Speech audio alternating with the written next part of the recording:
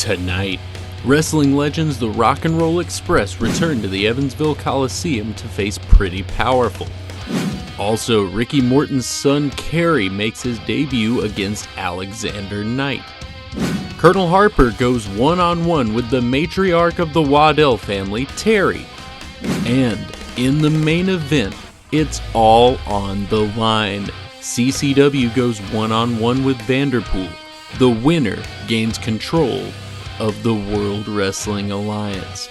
This is Hysteria.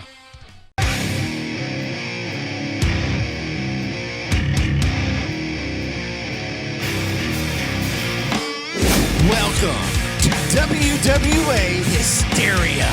Get ready for a night of action.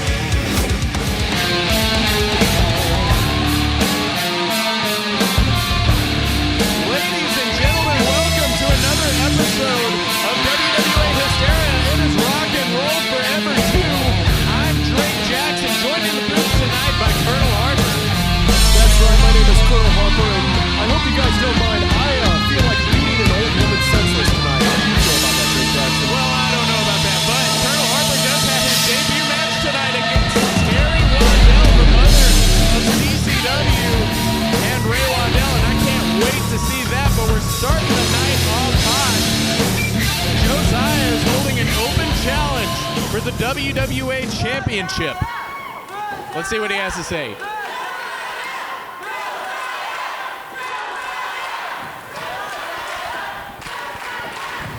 God, it's good to hear that again. Now, seeing how, as I've been in a little bit of a bad mood here recently, it seems someone's scared to book me in a match. So, here's what I'm gonna do right here, right now in Evansville, Indiana. I want one person, it doesn't matter who they are. It could be Alexander Knight, it could be Tony Evans, I don't care. Bring them out here and let me fight them.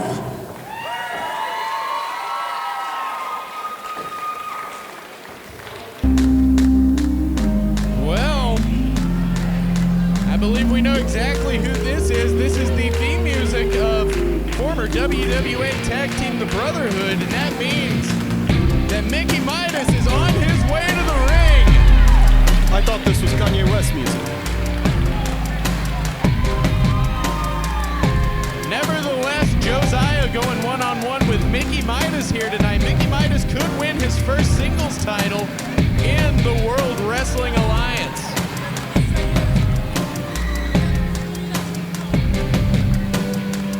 We got a lot coming up tonight. I lost a bet. The Rock and Roll Express are here. I accept. Come on, ring the bell. Oh, short and sweet, to the point.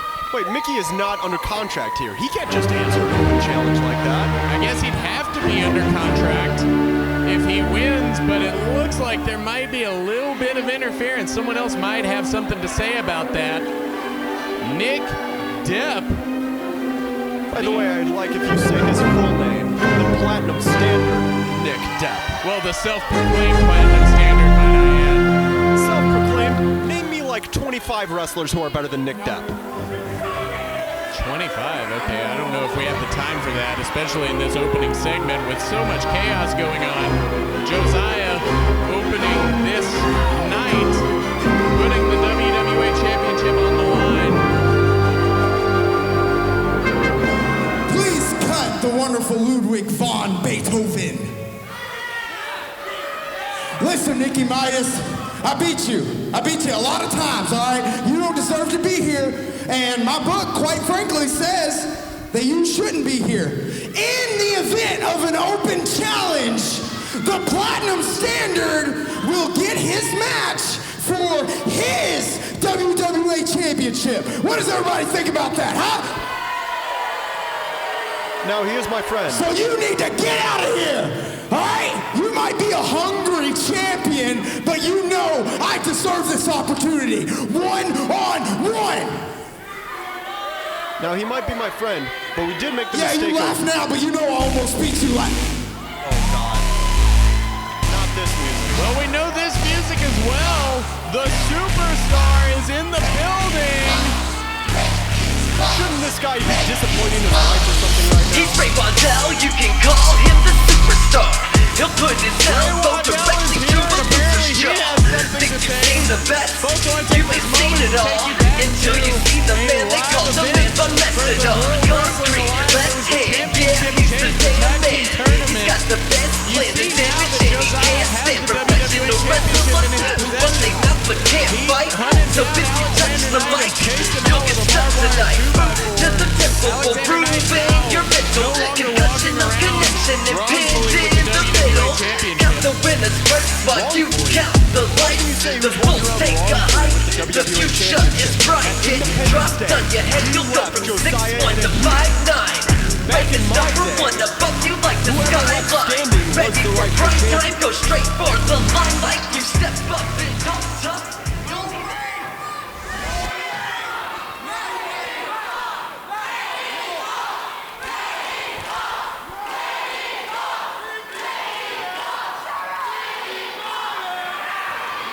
Nick, will you please shut the hell up? I don't know about you. You may not get this in your stupid Livermore head, but the key word to open challenge is open. And it looks like he wants a title shot.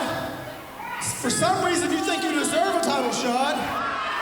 And I know I should be the champ, so if Evans feels okay with it, let's make this a fatal four-way for the belt right now. Wow. Where else but the World Wrestling Alliance are you going to see such a big match? 3 competitors at the top of the show challenging for the World Wrestling Alliance Championship. And you got to think, we're just opening the show this way. It's only going to go up from here.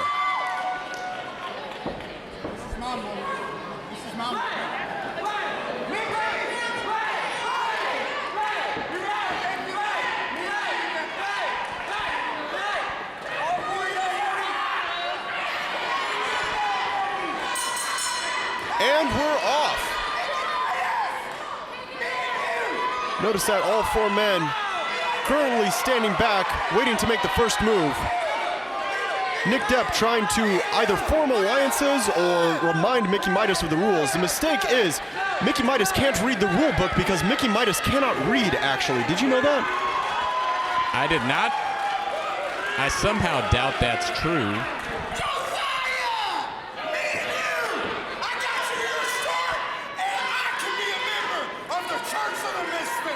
Nick Depp getting in Josiah's face. These two have a lot of history together. Even on the previous episode of Hysteria, we saw Nick Depp come up just short on the losing end. You know, I love Nick Depp, but I don't know if stepping to Josiah again is going to be necessarily the best course of action.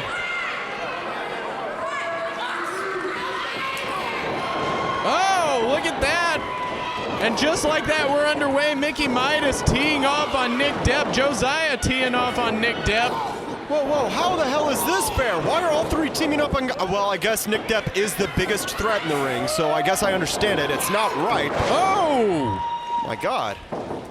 Yeah, everyone's bouncing Nick Depp around the ring. Look at this. No.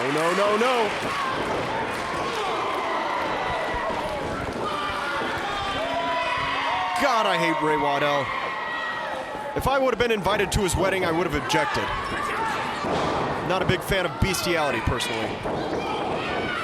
Look at this now. The action spilling to the outside of the ring, but plenty of action still happening inside of the ring.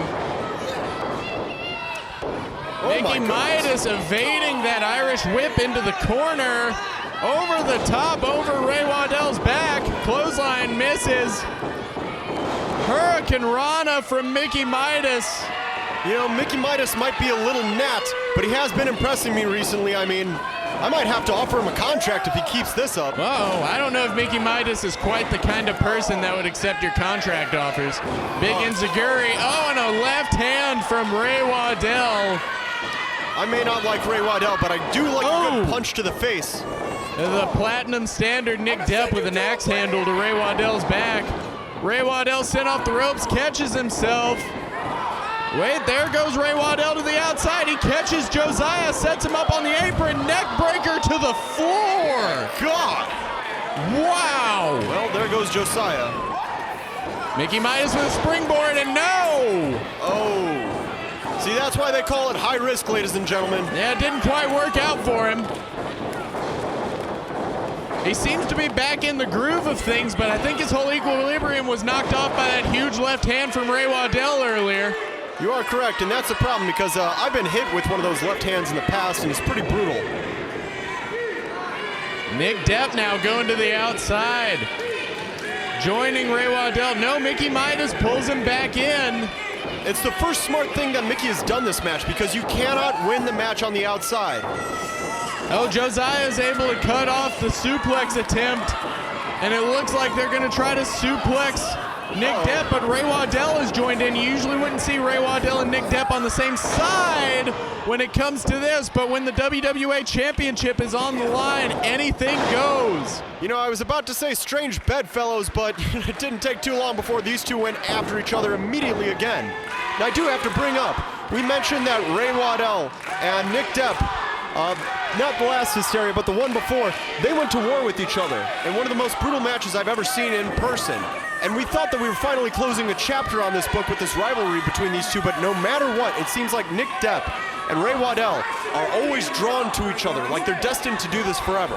They can't get rid of each other, and that's no more evident than right now when they're standing in that ring together. And Nick Depp teeing off on Ray Waddell, Josiah with a hard right hand, and Mickey Midas now joining the fray. Folks, the WWA Championship is on the line, the biggest prize in this company currently held by Josiah. And you gotta wonder how Alexander Knight feels, rolling elbow to the back of the head and a big clothesline from the Platinum Standard. Alexander Knight, of course, has been carrying around the WWA Championship, claiming he's the rightful champion, too. Broken up by Josiah, trying to hold on to that WWA Championship. Well, he's been carrying around the championship because Alexander Knight has been carrying this company on his back for the past year. I don't know about that.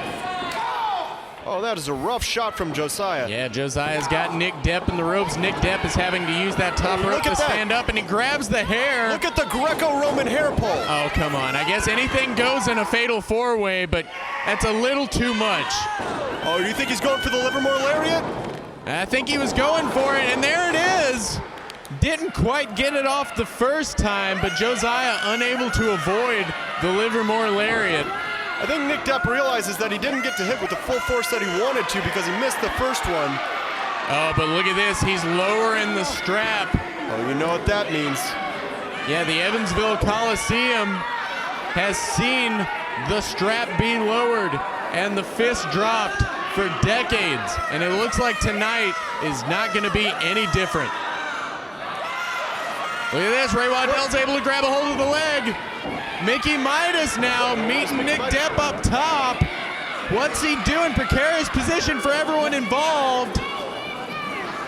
Oh my God! Hurricane Rana off the top rope by Mickey Midas, sending Nick Depp crashing down below. Ray Waddell able to block. Mickey Midas now has Ray Waddell in position. Hard clothesline from the apron turns Mickey Midas inside out. Uh-oh. Ray Waddell calling for it. Pile driver on the apron. Oh, and a low drop kick from Josiah. Do it, Nick. What is Nick lining up for? He's got him up to fireman's carry. No. Headlock driver by Josiah. 1, 2, 3. The winner of this contest and still WWA Champion, Josiah. Well, it looked like Nick Depp was mere milliseconds away from being able to continue this match, but nonetheless, the headlock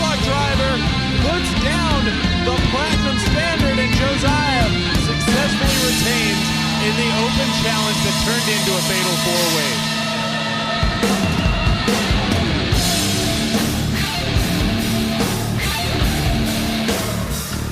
What a match between the four combatants, but in the end, Josiah, the devil himself, comes out on the winning end. And folks, that is not all we have for you tonight, because let me tell you something. The Rock and Roll Express are here. WWE Hall of Famers, 5-time tag team champions. They are taking on the tag team of Pretty Powerful. And right now, after this break, we're going to recap you on everything that happened at the Championship Chase Tag Team Tournament. Stick around. This is Hysteria. The championship chase took place in Owensboro, Kentucky. The 3-Count Boys put their newly won tag team championships on the line in the WWA Tag Team Tournament. In the first round, CCW and Ray Waddell defeated Solomon and Marauder of the People's Temple to advance. The 3-Count Boys were able to pin Nick Depp while his tag partner, 747, was outside of the ring to advance to round 2 as well. Continuing with the tournament, the Trendkillers used underhanded tactics to defeat Pretty Powerful and knock them out. In the final match of the first round, Nick Willis and Lizzy Sixx were able to defeat the reformed Perfect Pair. Josiah appeared afterwards and was able to get the WWA Championship away from Alexander Knight. The two were scheduled to do battle on the next Hysteria in Barbed Wire Massacre 4. In the second round of the tournament, the Trendkillers were able to eliminate Lizzy Sixx and Nick Willis thanks to an early attack.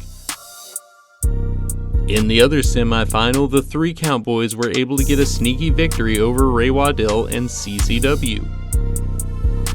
In the finals, the Trendkillers were able to take advantage of a highly damaged 3-Count Boys to win the tournament and the WWA Tag Team Championships. Also on this night, Jordan Whittaker and Logan legit did battle. The loser had to enter Kentucky's biggest battle royal for the WWA National Championship in the first spot. Jones attacked Logan legit with a Singapore cane during the match, inadvertently causing Jordan Whittaker to lose by disqualification. This means that Jordan Whittaker will enter Kentucky's biggest battle royal next month in the first position.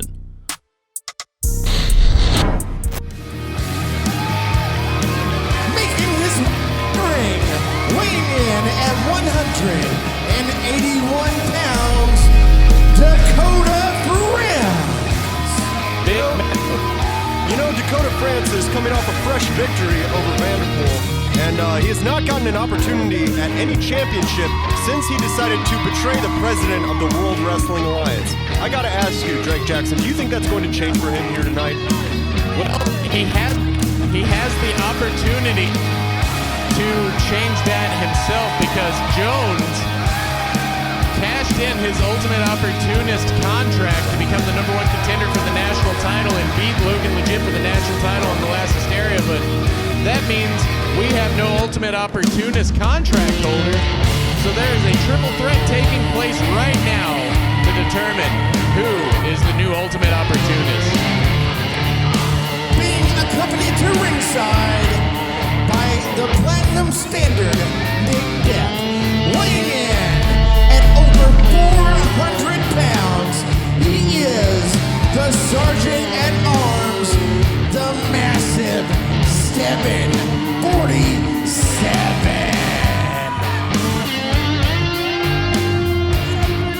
Something that Josh Mackey forgot to include is that 747 is an unstoppable big man, and he is the fastest rising star in this company.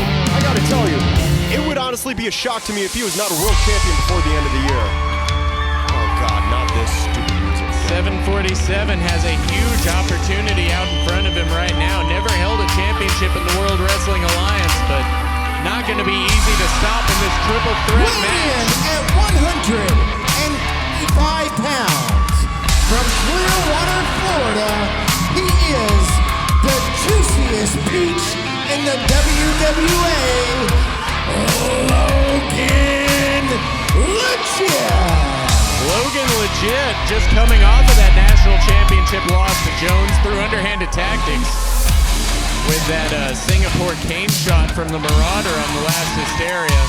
He would love nothing more than to be able to get right back in the chase for a singles title here in the World Wrestling Alliance. And to do that, he's going to have to win this triple threat match. Somebody's walking away with a contract after this triple threat match. And that contract will allow them to get a title shot of their choosing at any time. Now I gotta ask you, heaven forbid Logan legit wins that contract. Does he go after the World Wrestling Alliance Championship, which he has never held? Or does he go after the WWA National Championship, which he recently lost to Jones? Who knows what's going through his head? I mean, you would think that revenge might be sweet if he was able to cash in on Jones, but also the World Wrestling Alliance Championship is the biggest prize in this company, and I'm sure he would love to step up. And folks, this is a good time to remind you at home that later on tonight, Colonel Harper will be facing Terri Waddell one-on-one. And as a treat, I guess it's a treat. It's not very much a treat for me. Nick Depp will be joining me on commentary for that because Colonel Harper is going to be pretty busy. Oh yeah, don't worry. I have something on my sleeve for that match anyways. I'm just going to call my shot now. I'm going to put Terri in the Bob Backlund chicken wing, and I'm just not going to let go. You're going to watch 30 minutes straight as she's tapping out, and I refuse to let go. This is what happens when you don't know your place and you try to leave the kitchen. But nevertheless, that is for later. Wow. Tonight, we have one of the biggest triple threats that I've ever seen. And you know, oh goodness gracious. Two smaller competitors are going after 747. And that might be the smartest plan because I've only seen one person in this company ever slam 747. And that was Jordan Whittaker, who is significantly larger than both Dakota France and Logan Legit. Probably bigger than both of them put together. And it doesn't mean anything because 747 still steamrolls them. Yeah, he just planted both of them down.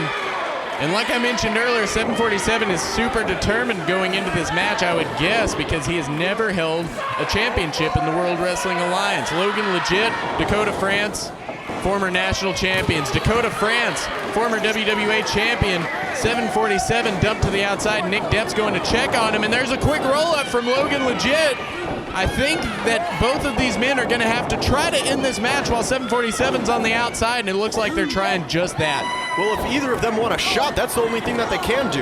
You know, I will give you a little bit of trivia, Drake Jackson. If I have a favorite in this match... Oh, wait a second. I hate to interrupt you. Oh my God, look at it. 747 catching Logan Legit on that dive and just manhandling him. And look at this. Suicide dive from Dakota France taking everybody down. All three men down on the outside. Nick Depp's trying to get the fans to will 747 back into this thing, but they are not being cooperative. Yeah, I can't say what he said, but I believe he said, I think the crowd chanted 747 procreates, but... Oh! 747 went to charge Logan Legit in that corner post. Logan Legit moves, 747 crashes and burns on the outside. That is because the only man who can take down 747 is 747 himself. And I think both Dakota France and Logan Legit are well aware of that. Logan Legit bouncing 747's head off of the guardrail. Dakota France is down. No countouts in a triple threat match. Someone's got to walk away with the victory here tonight. You know, I hate to say it, but Logan Legit probably has the best advantage in this match in a triple threat setting. Now, I know I might sound crazy, but the first night that I came and I commentated for the World Wrestling Alliance... Oh! Uh-oh. 747, do you think for the big slam? 747 with a giant slam on Logan Legit.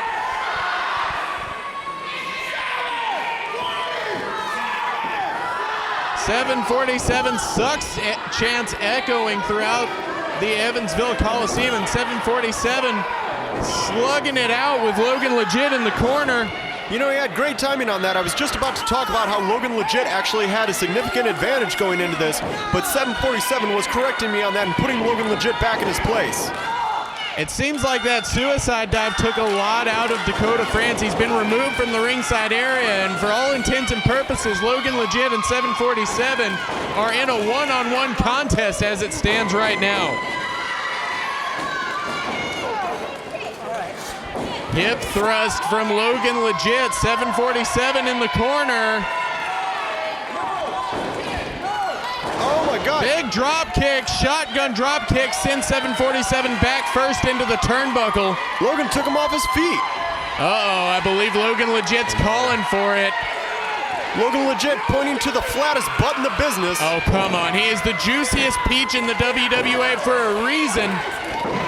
And it looks like that may come to the detriment of 747 right now. Bronco Buster in the corner. Nick Depp can't believe what he's seeing, and in all honesty, if you would have told me at the beginning of the night that 747 would be Bronco Bustered by Logan Legit, I might have laughed it off. You see, I'm conflicted because on one hand, I don't want to cheer for Logan. On the other hand, I do love a good Bronco. Big oh my God! senton from the top rope by Logan Legit. Two, not even a two count. Oh my God, 747. You see, this is why I have him on my team. This is why I employ 747. He is an unstoppable force. It's impossible to keep him down for a 3 count. Yeah, how are you going to keep that man down? Logan Legit is trying everything. He does not have the help of Dakota France anymore. See, the biggest concern that I have is, well, if 747 comes away with this, what's, you don't think he would go for the World Cruiserweight Championship, do you? I don't know about that. Big scoop slam from 747. No, it's a snake eyes, and here he comes off the rope. Oh, big clothesline from the big man.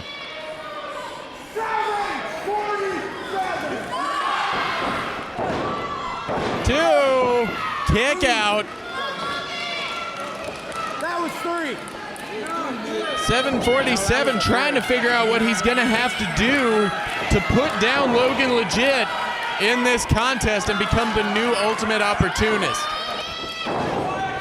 Big jawbreaker from Logan Legit, chopping away at 747, trying to take the big man off his feet again so he can attempt a little bit more offense. Off the ropes, crossbody caught. Oh, he's doing curls with Logan Legit. Yes, he is. That is the 747 that I love. Fireman's carry turned into a torture rack. Logan Legit could tap out. 747 should do what he does best and make Logan Legit submit. Look at this. Torture rack in the air. Logan Legit has nowhere to go. It's damn near impossible to get a rope break when you're in the torture rack, and 747 drops to his knees and brutalizes Logan Legit. See, I actually told 747 to do that, and that's just because I'm from Buffalo, and I'm a big Lex Luger mark. Oh yeah? Yeah, told him to use the torture rack. It's good that he's listening to me. Well, more curls from 747. And a spinning side slam plants Logan Legit. Drake Jackson, how biblical is this match? What do you mean, how biblical is this match? I mean, oh my God, he missed the big slam. Well, if you think about it, the men here are David and the women here are Mary, and 747 is God, and I am Gabriel here because I'm here to tell you that 747 got all of these women pregnant from his office, but unfortunately for me, I didn't get to use that joke because Logan Legit was able to reverse it. And he seems to be going to the top rope. Do you think he's going to be going for the... Oh, God. Well, I thought you were going to go for a David Goliath simile. No, he's not David. Oh! David's a Whoa! Oh, my God! Are you kidding me? Logan Legit going for that Molly go round he's known for. 747 caught him and just stood there in a buckle bomb from the big man. See, I would like to take credit for that, but you cannot train that level of power. You cannot train that level of intensity. Yeah. That is all 747. He's a freak of nature, and he's going up. What's going on here? 747 lining up. Logan Legit is in place. 1, 2, 3, it's over. You might as well The count it winner to of 20. this contest and the recipient of the Ultimate Opportunity contract, 747. 747 with a victory. He is now the Ultimate Opportunist, and he gets a championship match at any time. God help whoever is a champion in this company. 747. You know, I knew there was a reason why I was scouting him. I knew there was a reason why I wanted him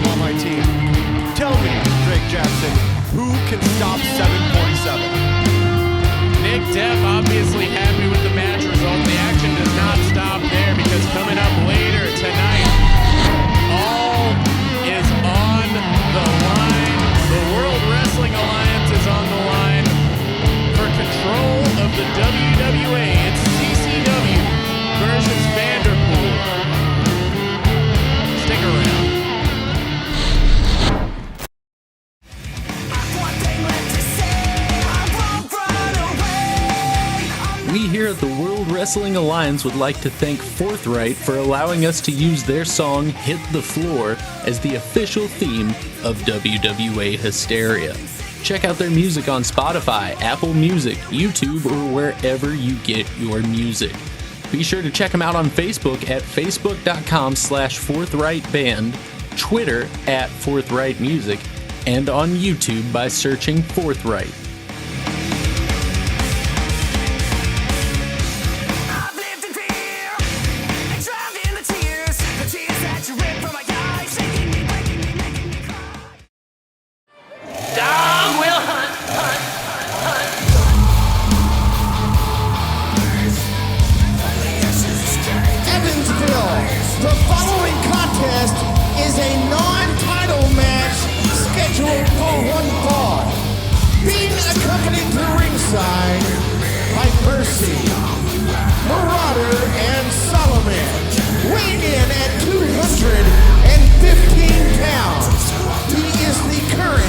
WWA National Champion and the leader of the People's Temple.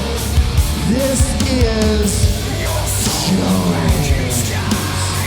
Jones on his way to the ring. We're back on Hysteria for this one-on-one contest between him and Jordan Whittaker. I want to take you back to last week's show in Owensboro, Kentucky. Jordan Whittaker had a match determining who was going to be the first entrant in Kentucky's biggest battle royal that's coming up for the national championship, in which the loser had to enter the match at number 1 between him and Logan Legit. And thanks to Jones' actions in the People's Temple, Jordan Whittaker lost by disqualification and now has to start that match from the number 1 position. So they've asked for a match against one another here tonight. Non-title. I see you're seeming to gloss over that. Jordan Whittaker also had this happen because he interrupted the show. There are consequences for your actions. Oh, come on. Jordan Whittaker was there trying to hype up the fans. Jones was just a big old wet blanket.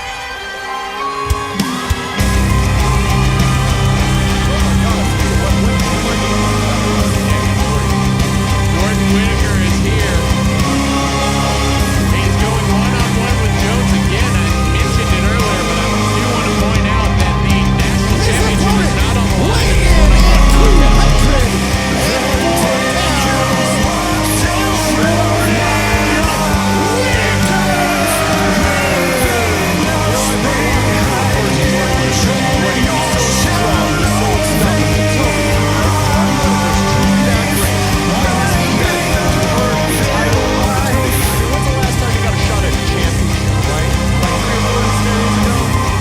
Jordan Whittaker, a very storied champion in the WWA's history.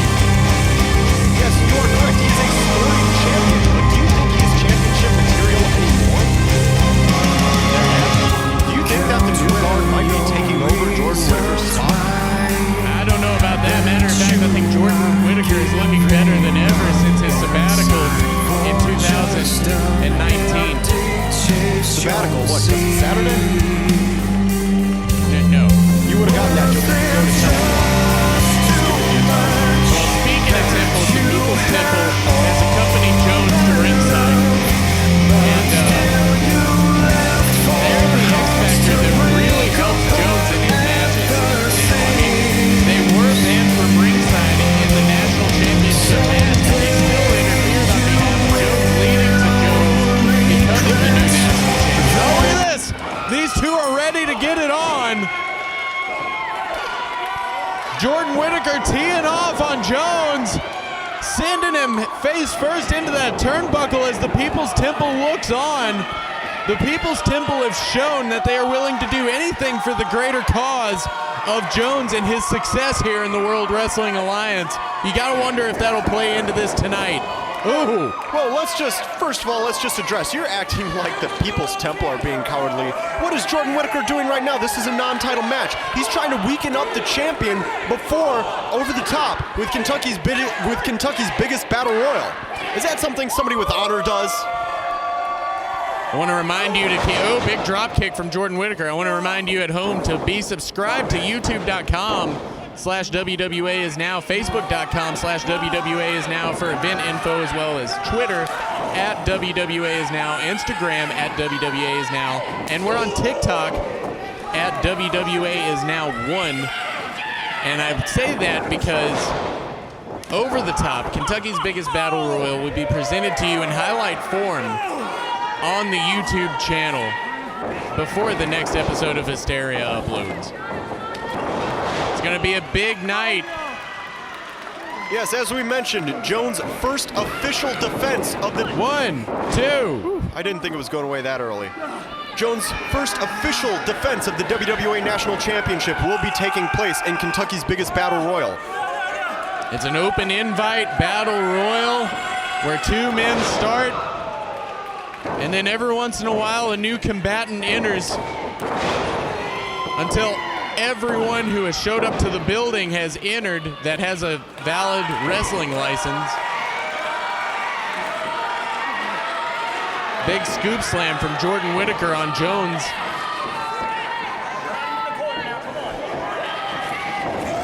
Irish whip from corner to corner. Jordan Whittaker's feeling it.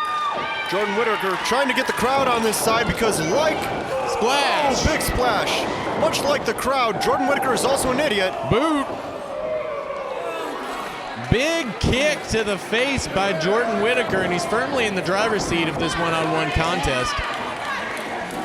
And I would say that a victory here could put Jordan Whittaker in contendership for the WWA National title, but you got to think, everyone's in contendership for the WWA National title with Kentucky's Biggest Battle Royal coming up.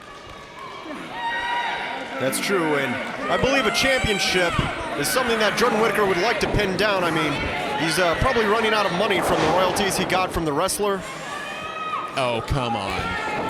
Just because Jordan Whittaker has the same hair as Randy the Ram doesn't mean he is Randy the Ram. Good movie. Oh, Jordan Whittaker avoids the kick. He's talking about the Vern Gagne one. Oh my God! Oh, good Lord, he can't get Jones over the top rope completely. Jones able to reverse it. Yeah, look at the ring awareness. Yeah, he's caught Jordan Whittaker on that top rope. Oh, man. Big move from Jones. And a clothesline sending Jordan Whittaker over the top rope, but he's caught between those ropes. And he immediately targets the arm. Look at Jones. Yeah, look at that. Jones is working on that arm. Ever since Jones changed his ways and aligned himself with the People's Temple, he has become he's so brilliant in the ring. Honestly, I don't have anything else to say about it. Look at that. Jordan Whittaker is still caught. Honestly, the referee could technically start counting to 10 because Jordan Whittaker is technically on the outside. Oh! Well, he's been released from the ropes, but I don't know if that helped him or not. Jordan Whittaker crashing to the floor, and the People's Temple assaulting Jordan Whittaker. The referee getting on to Jones. Wait, assaulting Jordan? Are you sure? Yes. I mean, my monitor went out, so I'll just have to take your word for it. Oh, come on. We're watching the same monitor. It didn't go out. I don't know what you're talking about. Oh, look at this. Jones has him hooked. Suplex to Jordan Whittaker on the floor. That's right. He didn't need the People's Temple for that. Referee starting to administer a 10 count. Jordan Whittaker's going to have to answer to the count of 10 if he wants to stay in this.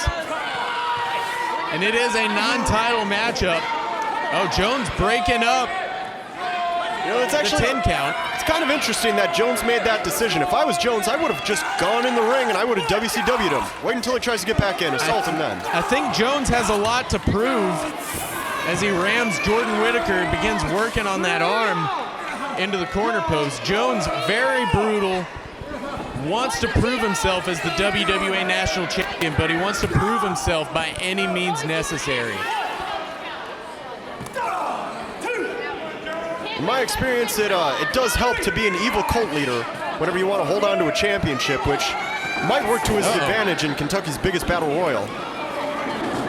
Jones rolls Jordan Whittaker back in the ring, goes for the pin, 2. I thought that could have been it. Jordan Whittaker has had so much taken out of him. And you got to wonder if Jones is in the right headspace, because he just won the WWA National Championship on the last episode of Hysteria, and coming up he has to face a huge number of competitors in Kentucky's Biggest Battle Royal. That's true, but if anybody can walk away with that belt still intact, it might just be Jones. Like, what? Oh my God, look at that. You know, you did mention earlier that Jones might have the numbers advantage in Kentucky's Biggest Battle Royal because you got to assume that the People's Temple will be involved. But, you know, there are no friends in Kentucky's Biggest Battle Royal. I don't think the People's Temple would betray Jones for how dedicated they are to the cause, but let me tell you, it's a unique possibility that could happen. Do you think so? Oh, come on. He has until 5. He has until 5. He's got him caught up in the ropes. He's kneeing him. Jordan Whittaker has nowhere to go. This is not a fair contest. Jordan Whittaker's practically in a handicap match. Well, oh, again on that bottom rope. Referee's still trying to get him out of there. Now, I will agree with you that Jordan Whittaker is probably some level of handicapped. Oh, come on, that's not what I meant. Oh, Marauder working on that leg and a big boot to the side of the head by Solomon at the same time. That's right. Mercy was there too. Jordan Whittaker just tripping over himself and hurting himself worse. Oh, that's not what happened. We're watching the same monitor, man. Listen, I'm watching the same monitor. I didn't see an evil cult. Look at this, Jordan Whittaker getting Jones up. Oh, but that arm, it's too much damage to the arm. Pump kick by Jones. You know, it looked like what might have just been a mistake and wasn't really the move that he intended is working out pretty well for Jones. Jones. Look at this. Air raid crash 2. And Jones kicks, or excuse me, Jordan Whittaker kicks out. Sorry that my mind went blank there for a second. I was just thinking, does Jones have a first name? Is it like Jim Jones or like Tom Jones or? As far as I know, Tommy Lee Jones? It's just Jones. Okay, got it. Whenever I was general manager, all of his paperwork just said Jones on it. He didn't have a first or last name, but we work in a business where sometimes people don't have first or last names. So, you know, who knows? It's crazy. I mean, my legal first name is Colonel, so, you know. Look at this crossface. Yeah, you did that so we couldn't copyright it. Crossface applied by Jones to Jordan Whittaker. Oh, wait a minute. Jordan Whittaker trying to get Jones up, but he can't do it. The arm is too weak. Again, going back to the strategy of Jones. Yeah, Jones is taking advantage. Jordan Whittaker not able to completely lift Jones. He's got him hooked for a suplex. Are you kidding me? He can't even get Jones completely over. He's trying to use that top rope to assist him. Good Lord. But look at how much it took out of Jordan Whittaker. He might be starting to come back, but did you see how badly he was struggling? This is one thing I'll say about Jordan Whittaker. He is fast. He is strong. He is pretty darn durable, but he's not smart. All he knows is the offense that he tries. Jordan. He cannot adjust or adapt to the situation. That arm is hurt. Jones cutting Jordan Whittaker off from that high-risk maneuver that he was no doubt attempting. Wait a second. Oh my God! Jones just launching Jordan Whittaker arm first across that top rope. Jordan Whittaker screaming in pain. And the People's Temple look on like a pack of wolves. See, if I'm Jordan Whittaker at this point, I'm just going to stay down. 2. That's not Jordan Whittaker, though. Jordan Whittaker doesn't stay down. But the title isn't on the line, and in Owensboro, it will be. If he keeps this up, he might be going into the match with a separated shoulder. Doesn't matter. Jordan Whittaker is the heart and the soul of the WWA. He's all about honor within that squared circle. Right now, he's having the life drained out of him by Jones, but he's looking to fight back out of this.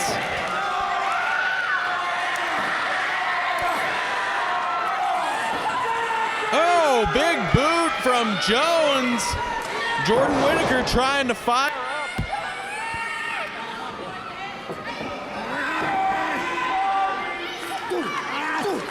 Jones applying more pressure to Jordan Whittaker.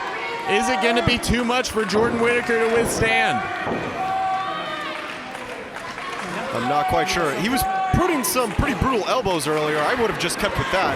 Oh! There he goes again. Big forearm, another big forearm. Nothing more scientific than an elbow. Look at this. Capture.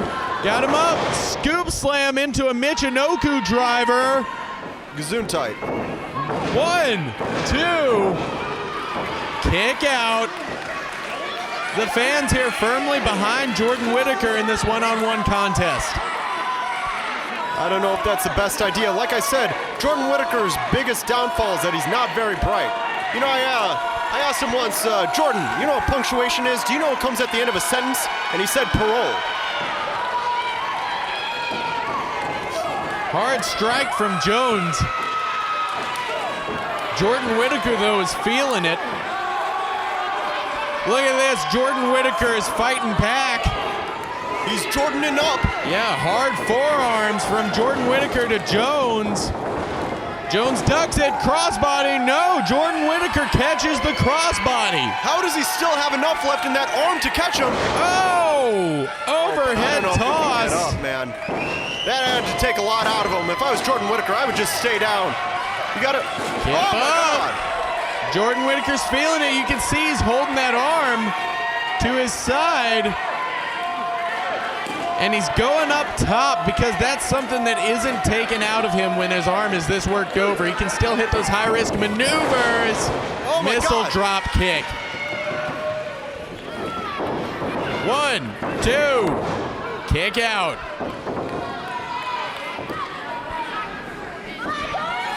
Jordan Whittaker has to be asking, what can a one-armed man do to put Jones away?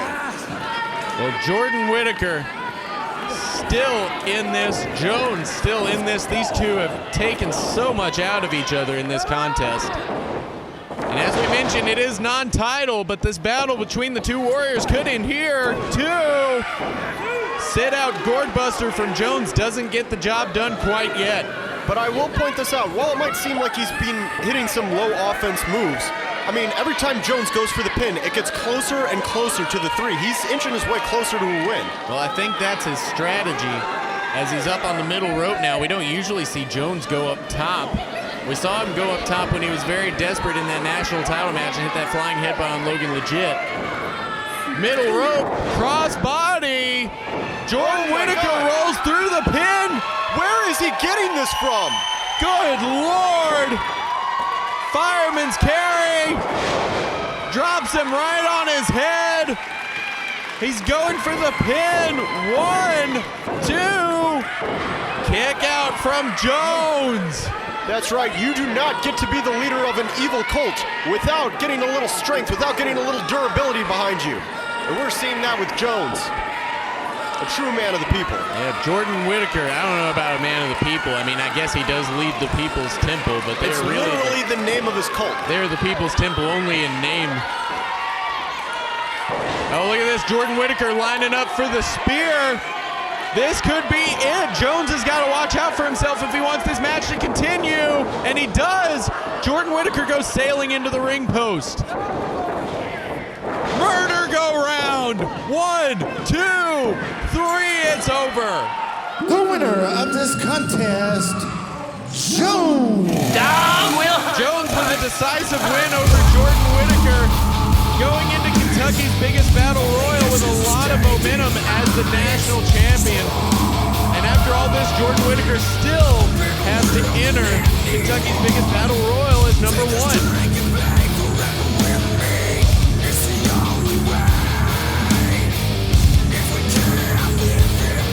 Folks, stick around because the action does not stop here. Later on tonight, Kerry Morton, the son of Ricky Morton, makes his WWA debut against Alexander Knight, who has officially challenged Josiah, breaking news, to a barbed wire massacre match for the WWA Championship on the next episode of Hysteria.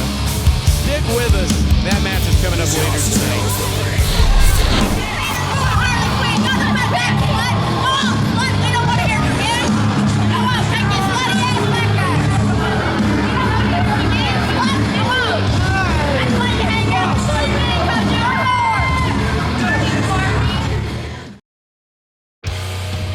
Did you know that you miss over half of the WWA's exciting action by just watching online? Check out the World Wrestling Alliance when they come near you.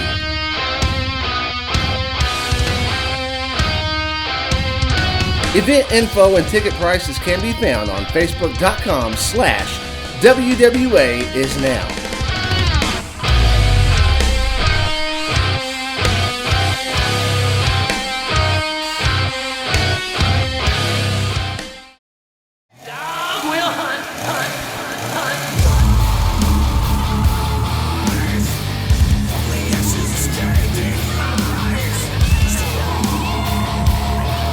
Making their way to the ring, being accompanied by Mercy. They are the team of Solomon and the Marauder.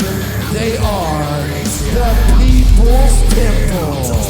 We're back on WWA Hysteria. The People's Temple back out here. We just saw them in the last segment accompanying Jones to ringside, but now they are in an 8-man tag match showing off our tag team division here in the World Wrestling Alliance. And earlier tonight, we recapped the WWA Tag Team Championship tournament that happened back at the Championship Chase. And if you were able to catch that earlier tonight, you know that the Trendkillers are the new WWA Tag Team Champions. Pretty powerful. Lost the WWA Tag Team Championships on the last episode of Hysteria to the 3-Count Boys, but then the 3-Count Boys had to defend them in the tournament, and in the finals, they lost to the Trendkillers. However, Zachary Westinghouse was able to make his way and get pretty powerful into the tag match coming up tonight. It is a non-title match. It's because he paid me $25,000. Pretty powerful versus the Rock and Roll Express. Speaking of the Trendkillers, they're teaming with the People's Temple tonight in this 8-man tag match. Mercy, of course, there on the outside is that X Factor. And I think that says a lot about the relationship between the People's Temple and Jones. The People's Temple came out here and sacrificed themselves for Jones night in and night out, but Jones is not accompanying the People's Temple with this They're matchup. tag team partners.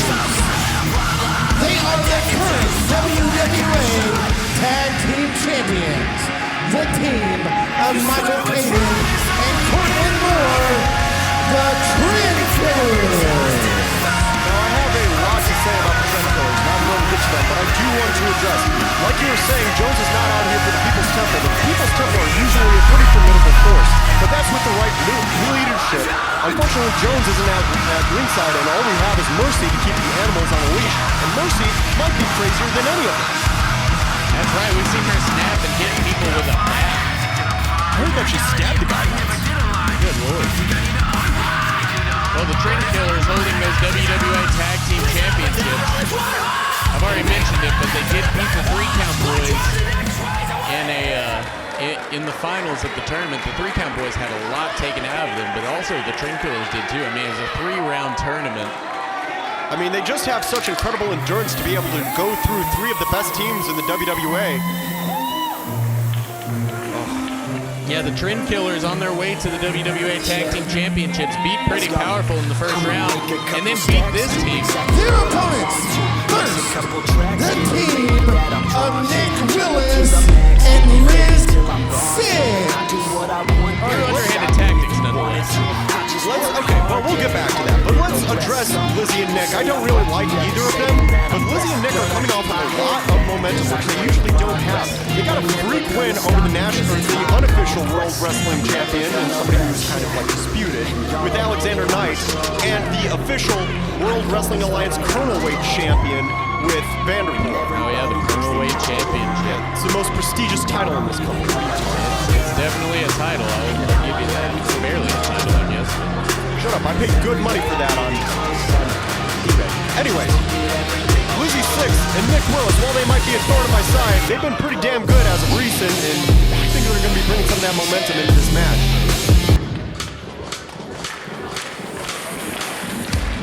Well, here come the other team that was up against the Trendkillers in the finals of that WWA Tag Team Championship tournament. You know, I may not be much of a fan of the 3-count schmucks. Their tag team partners, the team of Munchie and MK Swift.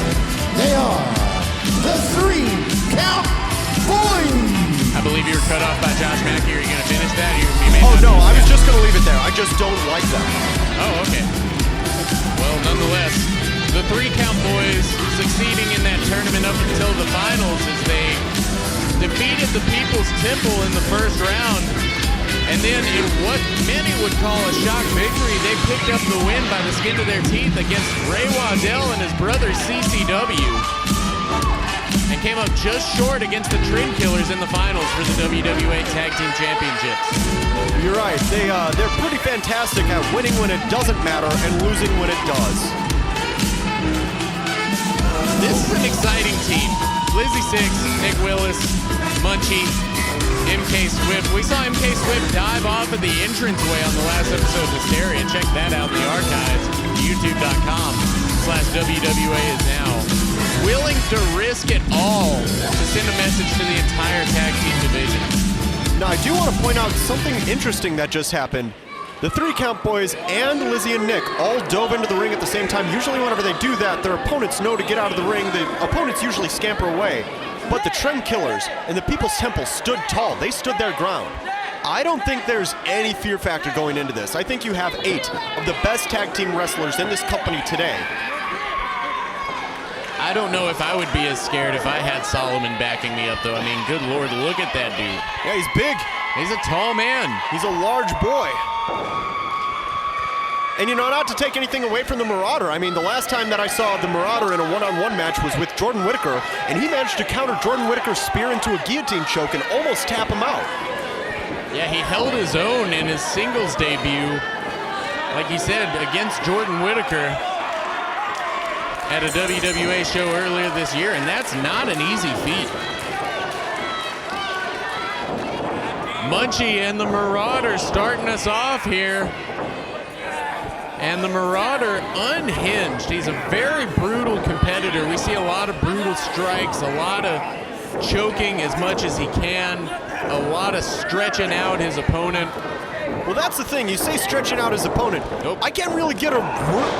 Ooh, brutal takedown. Yep. I can't get a read on the Marauder. I mean, on one hand, he's unhinged. On the other hand, he's a pretty good technical wrestler, but there's nothing technical about a stomp to the foot. Look at that underhanded maneuver. Yeah, Munchie able to fake out the Marauder, and I would guess the Marauder has a, at the risk of sounding uncouth, I would guess that his mind is a little weaker being convinced to follow Jones.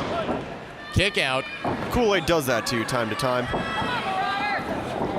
Well, Munchie now bringing the Marauder to his feet and bringing him into his corner. That's the thing. This is an 8-man tag match, but all of the people in this match are members of a tag team. They're going to know how to split off the ring in half. They're going to know how to tag in and out. They know tag team strategies. Look at this. Kick train on the Marauder. This isn't right. Well, they're using every single bit of the 5 count that they can, and they're keeping tags fresh. 5 count. They Basement drop kick from Lizzy Sixx, and another one from Nick Willis. Nick Willis now the legal man. Listen, now I get it from Nick, but it's not fair that Lizzy should be able to do that. She has nothing down there to kick. Right, I don't know how women work. Look at this. Nick Willis attempting a front guillotine. The Marauder knows that too well, driving Nick Willis back into his home corner and throwing some shoulder blocks, and that allows Solomon to tag in. Look at that, Solomon just steps over the top rope. God, he's so big. Such a tall man. Oh, and hard knee strikes. I can't get a read on him because you can't see his face either. I don't know what kind of guy he is. I don't know what his emotions are, if he feels any. Oh, good God, he just launched Nick Willis to the moon. Oh, and Lizzy Sixx thinks she's going to do anything. Back to the kitchen, sweetheart. I don't think so. I don't know. I'd like to see this. Look at this. Lizzy Sixx teeing off against Solomon, and she's got Solomon on the ropes. God, she's actually... No way. I don't think so. Oh, big clothesline from Solomon. Taken down by the People's Temple. You know, I got to tell you, I am scared senseless of the People's Temple, and I'm not scared by most things. The only 3 things that terrify me in this world are the poor people of Evansville, my alimony payments, and the Marauder and Solomon. And good God, he's charging up. Oh, big splash. Follows it up with a sidewalk slam. 1, 2. Something interesting about Solomon is when he drops you for moves like a sidewalk slam, he's dropping you at a higher height than most people are used to. No doubt, and Lizzy Sixx usually can counter a sidewalk slam with some sort of head scissors, but she's just had so much taken out of her by this monster. Portland Moore is the legal man, the WWA Tag Team Champion. You know, it's actually kind of interesting, right? Lizzy is probably the smallest in weight competitor in this match, so she needed to rely a little bit more on strategy. And I don't know, did I tell you Drake Jackson I had a talk with her earlier? Oh yeah, what was that about? Yeah, I was having a conversation with Lizzy, and I asked what her strategy was for tonight's match, and she actually said, "Nay!" Oh, come on. I knew for a fact Lizzy Sixx was too cool for her to talk to you. Oh my God! Big full Nelson suplex from Portland Moore, one half of the WWA Tag Team Champions. He is now, along with Michael Caden, a two-time WWA Tag Team Champion. God, what a brutal move from the cleaner Cortland Moore. Cortland Moore brings Lizzy Sixx up to her feet, looking to administer a little more punishment. Hard elbows, but that's not enough for her to fight out and fight away from Cortland Moore. See, what's actually pretty brilliant about this is, I just thought about this. Cortland and Michael Caden, they can pull Lizzy's hair all they want for offense. Lizzy 1, 2. I thought that was going to be it. You know, I'm a huge fan of the TV show The Simpsons. The early seasons, more so. But there's a scene in one of the earlier seasons where a bunch of people are fighting in the yard of Homer and Marge's house. And Homer mentions that he sees there's just a dude standing there by the mailbox, and he says, "Oh, Marge, we can't go in now. That guy hasn't done anything yet. And I know when he does something, it's going to be cool." And that's how I feel about Mercy. Because I feel like she's got a whole lot of pent-up aggression. We've seen her go to the bat, but right now she's just standing on the outside menacingly. I mean, I think unstable is one way I would describe Mercy. She does make a lot of people uncomfortable. Michael Caden trying to drain the life out of Lizzy Sixx in there.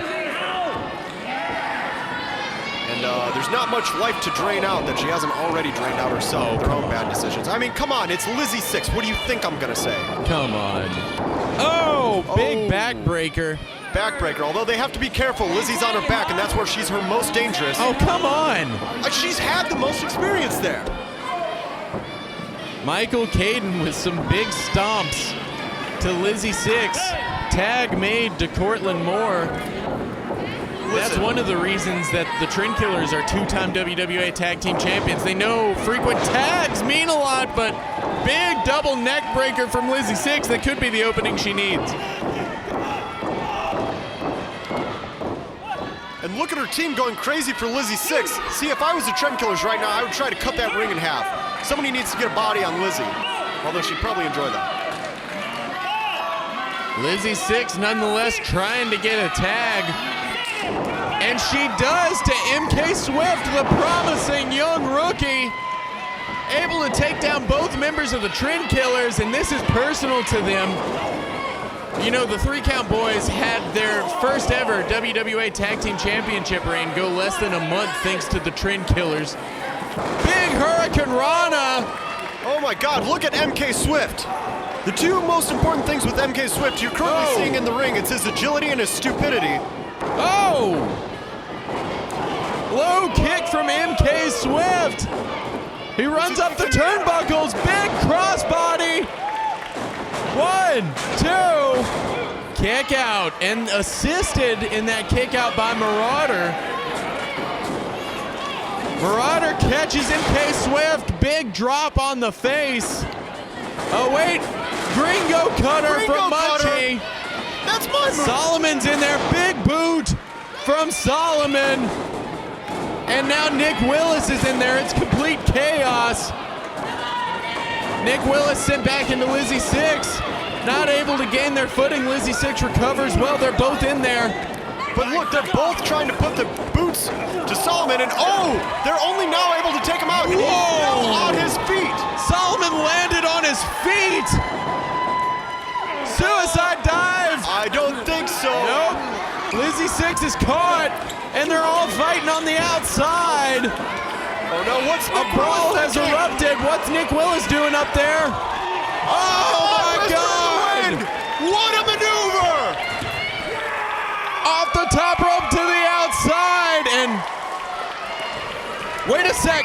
Whoa! Hey! Hey, Nick Depp at 747 just ran out there and attacked Nick Willis. What are you talking about? I don't see anything. Come on. Nick Depp, 747, they already wrestled tonight. They're in the back now, right? Cortland Moore and MK Swift teeing off on one another inside the ring. Low kick by Cortland Moore. High kick from MK Swift misses. Cortland Moore's got him up. No. Wait, MK Swift drops out of it. Leg lariat. 2. Kick out by Cortland Moore. Swear to God, if you would have won this with a Rough Rider. I think Nick Willis is out of contention right now thanks to Nick Depp and 747. Good.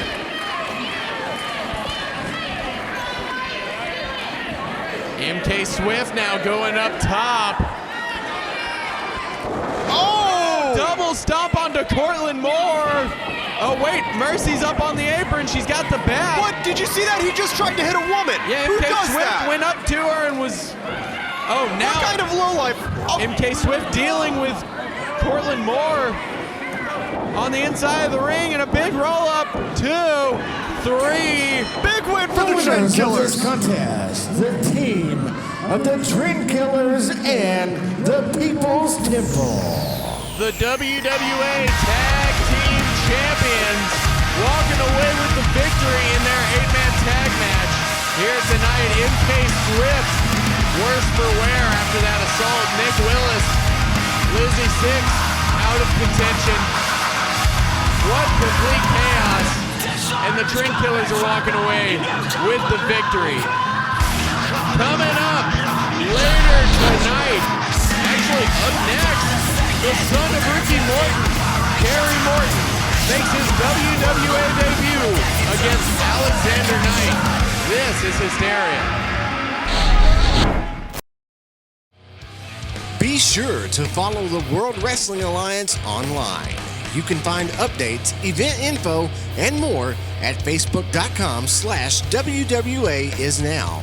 Also, you can find us on Twitter and Instagram at WWAIsNow. Full shows and more video content can be found at youtube.com/WWAIsNow. Also, the WWA is now on TikTok. Find us at WWAIsNow1.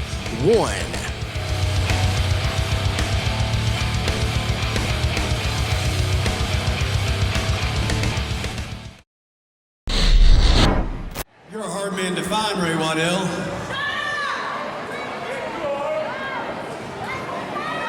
I've been calling you out.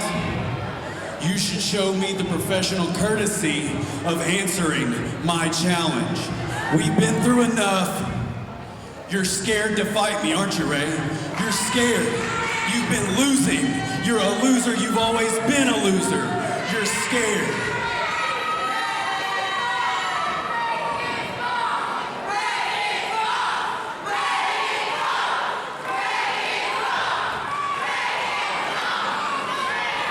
I've always been a loser. Who beat you for the WWA Championship? I did. And I haven't been ignoring you. You've been running your mouth on Facebook. You came out here last month, you called me out. No, I didn't come out. It wasn't because I was scared, it wasn't because I was gone. Actually, I heard everything you said. The fact is, I owe you nothing. You owe me nothing. You owe me nothing. You couldn't lace my boots in this ring right now, Ray. 3 years ago, you beat me. I dare you to try it today. I can beat you any day. I will drop you right now if I have to. Yeah, that's tough talk. You want to drop me today after I just fought 3 of the best wrestlers in the building and you've been sitting back there doing what? Relaxing? No, I'm not going to fight you today. But I'm not scared of you. The fact is, I understand you win other places, you've won championships, you've done all these things to prove how good you are. And I can't argue that you're good, you are good, but when it comes to Ray Waddell, you are not superior. You might be better than 90% of the guys back there, but I'm in the 10% that's better than you. And it eats away at you, doesn't it? Because I was better than you 3 years ago, and I'm better than you now.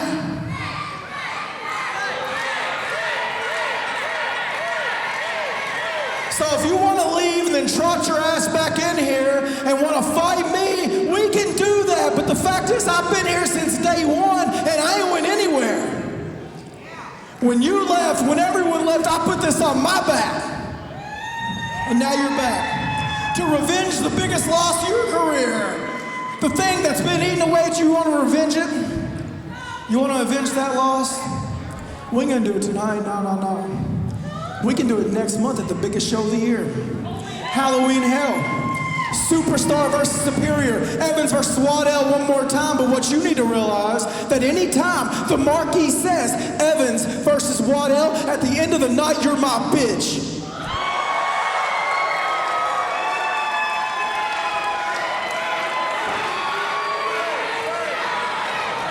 I'm your bitch, huh? Speaking of your bitch, since you got married to her, it looks like she's got your balls in her purse. You're afraid to fight me right now. Who's that big fool?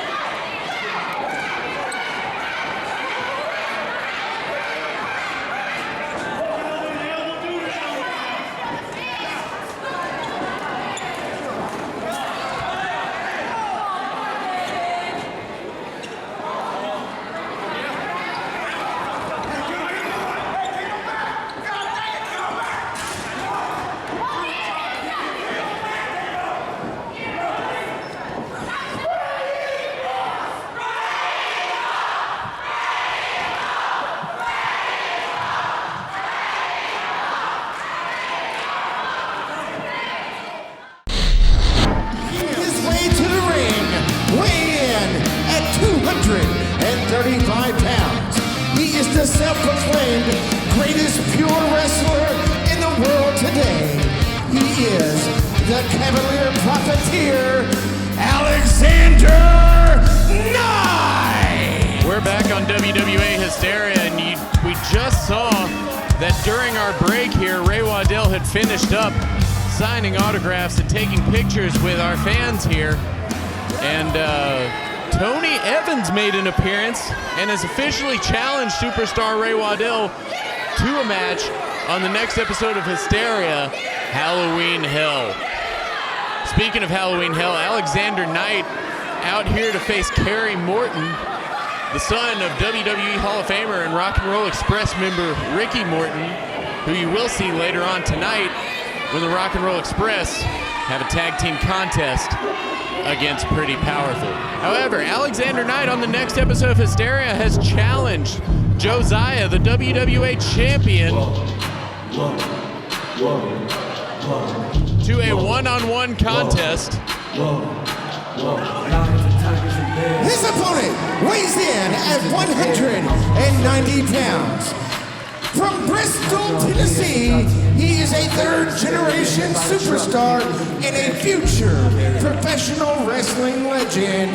Evansville, give it up for Kerry Morton! Kerry Morton making his debut here in the World Wrestling Alliance. I talked about before he came out, Alexander Knight going one-on-one with Josiah on the next episode of Hysteria. It will be Barbed Wire Massacre 4 for the WWA Championship. But tonight, Alexander Knight has to worry about this third-generation young upstart, Kerry Morton.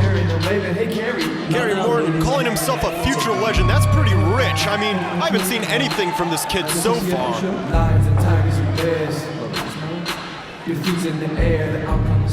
Well, Kerry Morton going one-on-one with Alexander Knight would love to pick up a victory in his World Wrestling Alliance debut match. I mean, what does it say to pin the WWA World Heavyweight Champion, right? Alexander Knight is not the WWA Champion. I believe he is in the eyes and the hearts of our fans. I don't believe so. These fans here 100% behind Kerry Morton. Kerry Morton, a former collegiate varsity cheerleader that really adds to his agility and his strength inside that squared circle. Not to mention, he's got those instincts from his father, one of the greatest tag team wrestlers, one of the greatest wrestlers, period, in history, Ricky Morton. That's right. You know, I gotta say, I wasn't able to get much research on Kerry Morton just because he doesn't have that much ring experience. But I have to assume that the finisher that he usually goes with is Look at that. probably the same as his father, Ricky Morton's, you know, which is losing. Alexander Knight, well known for using that chain in matches. He's hiding the chain in different parts of the ring. Oh, wait a second. I didn't see any chain. The only chain that I see is a chain of fools that think that they can step to Alexander Knight. Well, it looks like he just hit it in that middle turnbuckle, but as we've seen from Alexander Knight in the past, that chain can come out of nowhere. Who knows what he did?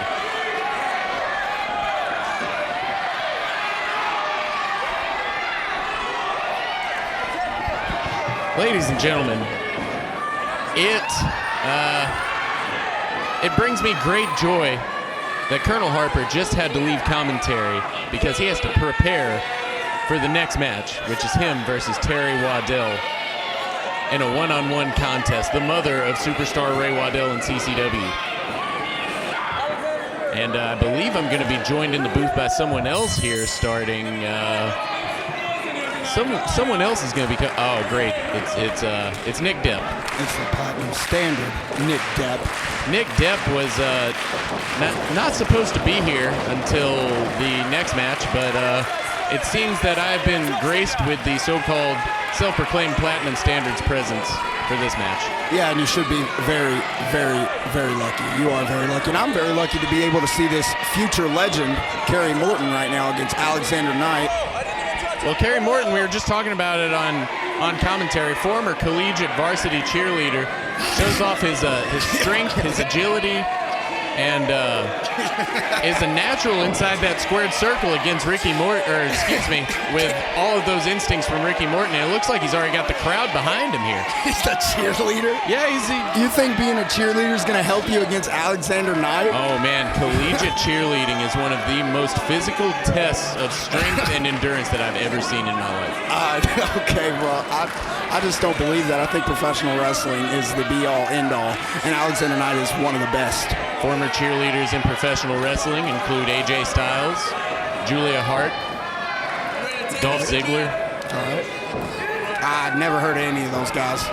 Listen, the Platinum Standard was never a cheerleader, and neither was Alexander Knight, and you're about to see professional wrestling at its finest. Well, they've locked up, and Kerry Morton is sending Alexander Knight into the corner, and Alexander Knight is in those ropes trying desperately for a rope break, and it looks like he got it. They just slapped the butt of Alexander Knight. Look at this disrespect and chicken dancing. It just goes to show you these third-generation stars and their ego.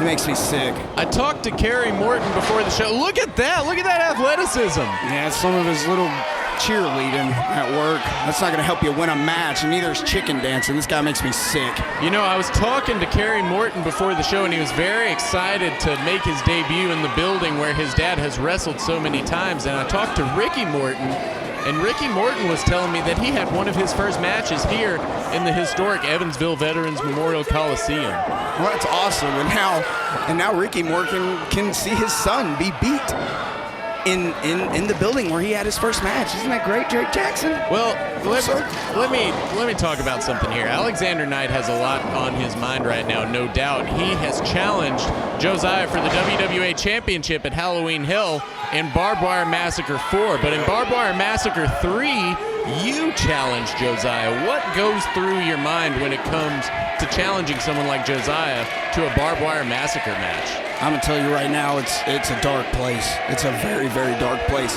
But you discredit Alexander Knight, because you know as well as I do, Barbed Wire Massacre 1. Alexander went out there and went to war, and that's what he's going to do against Josiah. And he's going to win. Well, Alexander Knight's still feeling things out against Kerry Morton. Kerry Morton also feeling things out here. Alexander Knight definitely has the experience factor over Kerry Morton, and he's maneuvering around Kerry in that ring. Drop kick from the third-generation superstar. I think Alexander Knight is making a very grave mistake thinking that he has more experience than this fella right here, because I know that he probably came out of the womb wrestling. He has a legendary wrestling father, and if Alexander Knight is taking him lightly, it's a mistake. I would finish him quickly. You know, I think I will honor Colonel Harper as he steps away from the commentary booth. I have his notes right here in front of me for commentary tonight.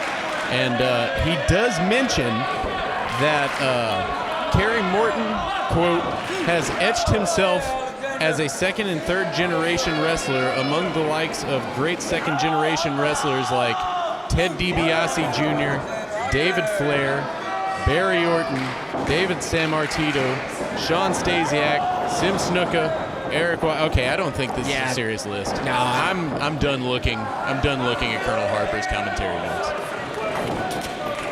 Yeah, he sucks. I think Kerry Morton's better than all of those, and that's why he's in the World Wrestling Alliance. Look at that! Look at that! He was able to flip with his arms, his feet in Alexander Knight's armpits, flipping him into some sort of O'Connor roll, flip over the back of Alexander Knight, and Alexander Knight's heading for the hills. Veteran move right there, veteran move.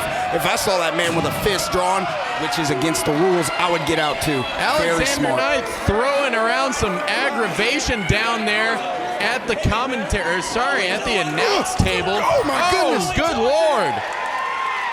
Whoa. Kerry Morton came here to fight. Yeah, and they're brawling to the outside, and you gotta wonder if that, because Kerry Morton seems to play a little bit more by the rules than Alexander Knight. You gotta wonder if brawling on the outside factors more and gives more of an advantage to Alexander Knight. This is Alexander Knight's hometown, so those guardrails, that space right there, he's very familiar with that space.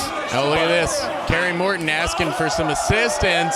But I guess you really don't need to know the space to get your butt kicked in it, and that's what's happening right now. Kerry Morton totally illegally using the fans. Oh! This is why I hate everybody in that audience. Well, these men are going to have to start worrying about that 10 count being administered by referee Devin Pointer. Kerry Morton now trying to, he's getting audience assistance, and he sends Alexander Knight back into the ring. And here comes Kerry Morton. He's looking to pick up a victory here in his World Wrestling Alliance debut. As I said, it's a big scoop slam out of nowhere from Alexander Knight to Kerry Morton. He dropped him right on his third generation head. That's how quickly Alexander Knight can turn around a match, but Kerry Morton just moves out of the way of that elbow drop. Kerry. And a headlock applied. It's going to take a lot more than a scoop slam to put away that third-generation wrestler right there. Yeah, you got to wonder if Kerry Morton, you would say he would probably be the star pupil of what's known as the School of Morton. I mean, he is Ricky Morton's son. Yeah. Oh, up and over, and a deep arm drag from Kerry Morton. He's wearing that arm down of Alexander Knight. Alexander Knight has a lot of good throws, a lot of good slams, a lot of good clotheslines, a lot of things that use that left arm. Kerry Morton, he's wrestling smart right now. I know he's learned it from his daddy. Kerry Morton has one of the more successful Pro Wrestling Tees stores on Pro Wrestling Tees, ProWrestlingTees.com/Kerry Morton. Yeah, check that out, Bob. He looks like he needs some new gear. He looks a little dirty. And we've been talking about Kerry Morton's dad, Ricky Morton. He will be here later tonight as the Rock and Roll Express take on pretty powerful hip toss. 1, 2, kick out by Alexander Knight. Let me ask you something, Drake Jackson. Yes. Kerry Morton beats Alexander Knight tonight. What does that mean? I don't know. That's a huge thing. I mean, Kerry Morton, you would think that would put him in line for a World Wrestling Alliance title shot, but Alexander Knight is technically next in line since Josiah has accepted the challenge. You're right. Look at this. Alexander Knight is begging Kerry Morton. He's begging with the audience. He's begging with Kerry Morton. He looks like he's had enough of this offense. It might be a ruse. I believe he has had enough. Kerry Morton is in there and shown that although Alexander Knight has the experience factor, Kerry Morton definitely has an edge inside that ring. If I was Alexander Knight, I'd walk to the back right now. He has nothing to prove. He's the #1 contender. Oh! Underhanded tactic from Alexander Knight, sending Kerry Morton face first into that middle turnbuckle, and just like that, he's back on the offense. Hard strike to the back, and now he's choking him out with his boot, using every bit of that 5 count. That's right. Alexander Knight, veteran move right there. I was wrong to doubt him right there. He sent Kerry Morton's face right into that turnbuckle. Good Lord. Look at that. Underhanded tactics. I talk about it a lot with Alexander Knight. He's got something. Yeah, he's choking Kerry Morton out with that chain that he hit. Referee can't see it.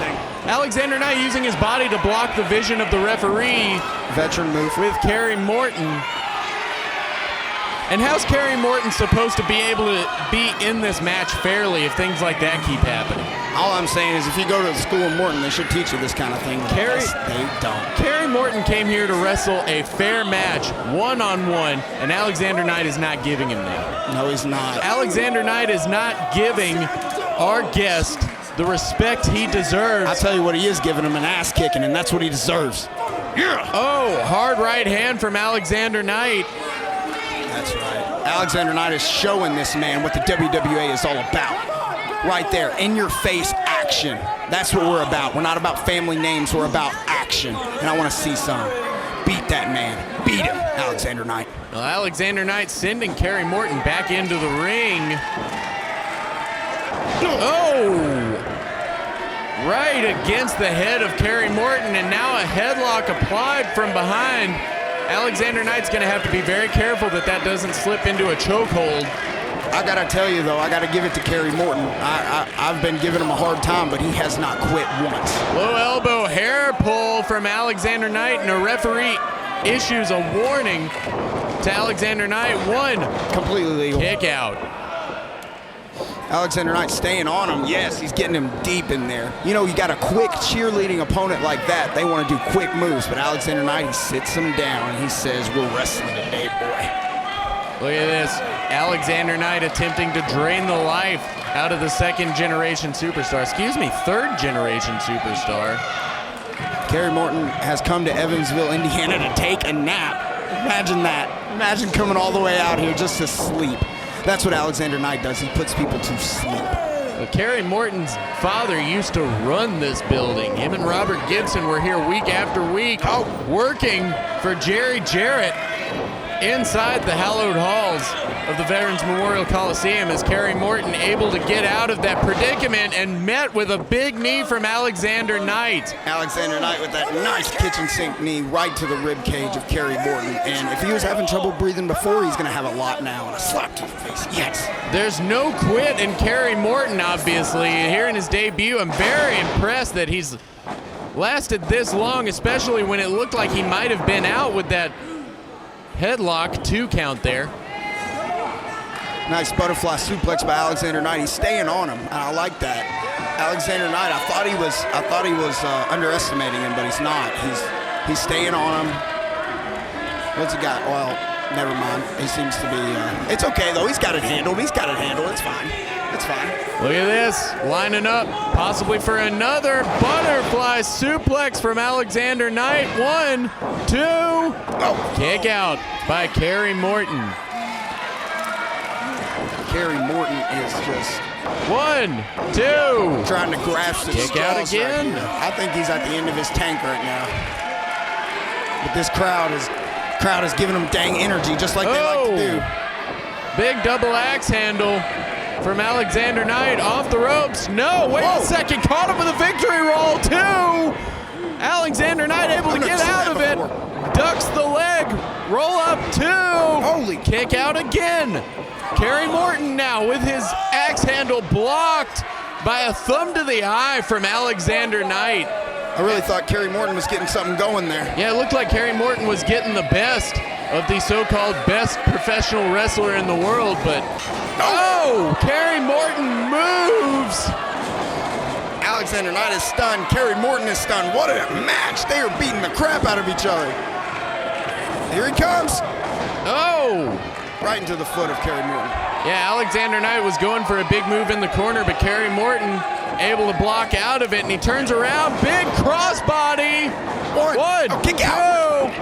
2. The rebound crossbody doesn't get it done for Kerry Morton. Can you imagine that? Look at this. Kerry Morton's fired up. He is fired up. He's trying to get back in this thing. And it looks like he's doing a good job. Backhand, low kick. Sending him for the rod. Big power slam. That might be it. That's what Kerry Morton's known for. 2. Kick out by Alexander Knight. Even you, Drake Jackson, you have to admit the toughness of that man, Alexander Knight. I do. I thought that was it. And Kerry Morton thought that was it too as he goes for a repeated cover, but Alexander Knight's still able to kick out. Look at this. 1, 2. That's another thing. Kerry Morton has that killer instinct. He knows that even if it's not going to get it done the second or third time, Alexander Knight has to use that energy to kick out. Yeah, that's a very smart strategy. Very smart strategy.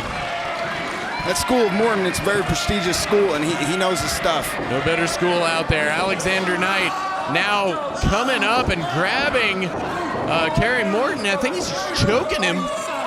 Yeah. Definitely against the rules. Referee Devin Pointer trying to get in there. Oh, he was going for that choke bomb. Kerry Morton turns it into a monkey flip. Fireman's carry from Kerry Morton. Look at the strength of Kerry Morton right now. This is... I was not expecting this. Look at this man. Yeah, rolls through and he finds himself in the corner. Oh, get up. Alexander Knight firmly in the center of that ring. What is Kerry Morton thinking? Come on, get up, Alexander. He's got to get up. He's got to get up. Kerry Morton might be taking too much time. Alexander Knight is struggling back up to his feet. Your entire legacy is on the line, Alexander Knight. Turn around. What Come is on. Kerry Morton lining up for? Oh, wait a second. Alexander Knight just rolls out. He saw Kerry Morton on the top rope and didn't want any of that. Veteran move. I don't know how many times I got to say it, but Alexander Knight knows what he's doing in there. Alexander Knight rolls to the apron. Kerry Morton coming through the ropes and coming after him. Oh, he's got him. Yeah, what's he doing? Oh, he's going to try to bring him up. Oh, wait. Alexander Knight has that chain. Referee didn't see it. He hit Kerry Morton in the face with it. 2, 3. That is the power of Alexander Knight. The power. He hit him with a chain. Alexander Alexander Knight walks away with the victory by the skin of his teeth, hitting Kerry Morton in the face with that chain. And that's something that might help him coming up in that brutal Barbed Wire Massacre 4 match. Because if Alexander Knight is willing to stoop that low right now, how low is he willing to stoop in a Barbed Wire Massacre? Yeah, and I got to hand it to Kerry Morton. He really went out there and fought his heart out. And that's the WWA way right now. I might not like him, but I do respect him. A great World Wrestling Alliance debut for Kerry Morton, even in defeat. But folks, coming up later tonight, we'll see Kerry Morton's father, Ricky Morton, and Robert Gibson as they take on Pretty Powerful in a tag team match. This is Hysteria. If you are looking for the hottest WWA entrance music, be on the lookout for Hysteria Through the Curtain. Volumes 1 and 2 are packed with your favorite WWA themes, including Tyler Hawkins, Jordan Whittaker, 747, Alexander Knight, Ray Waddell, and more. You can find it now on Spotify, Apple Music, and YouTube. Just search for World Wrestling Alliance.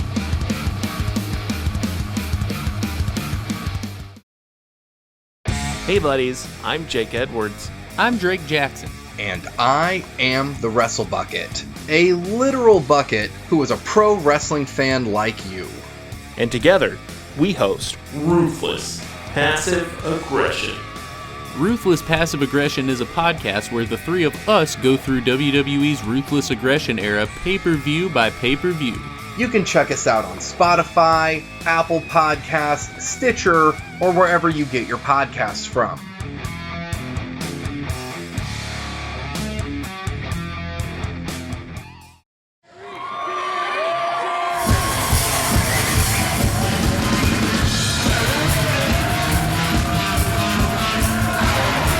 There he is.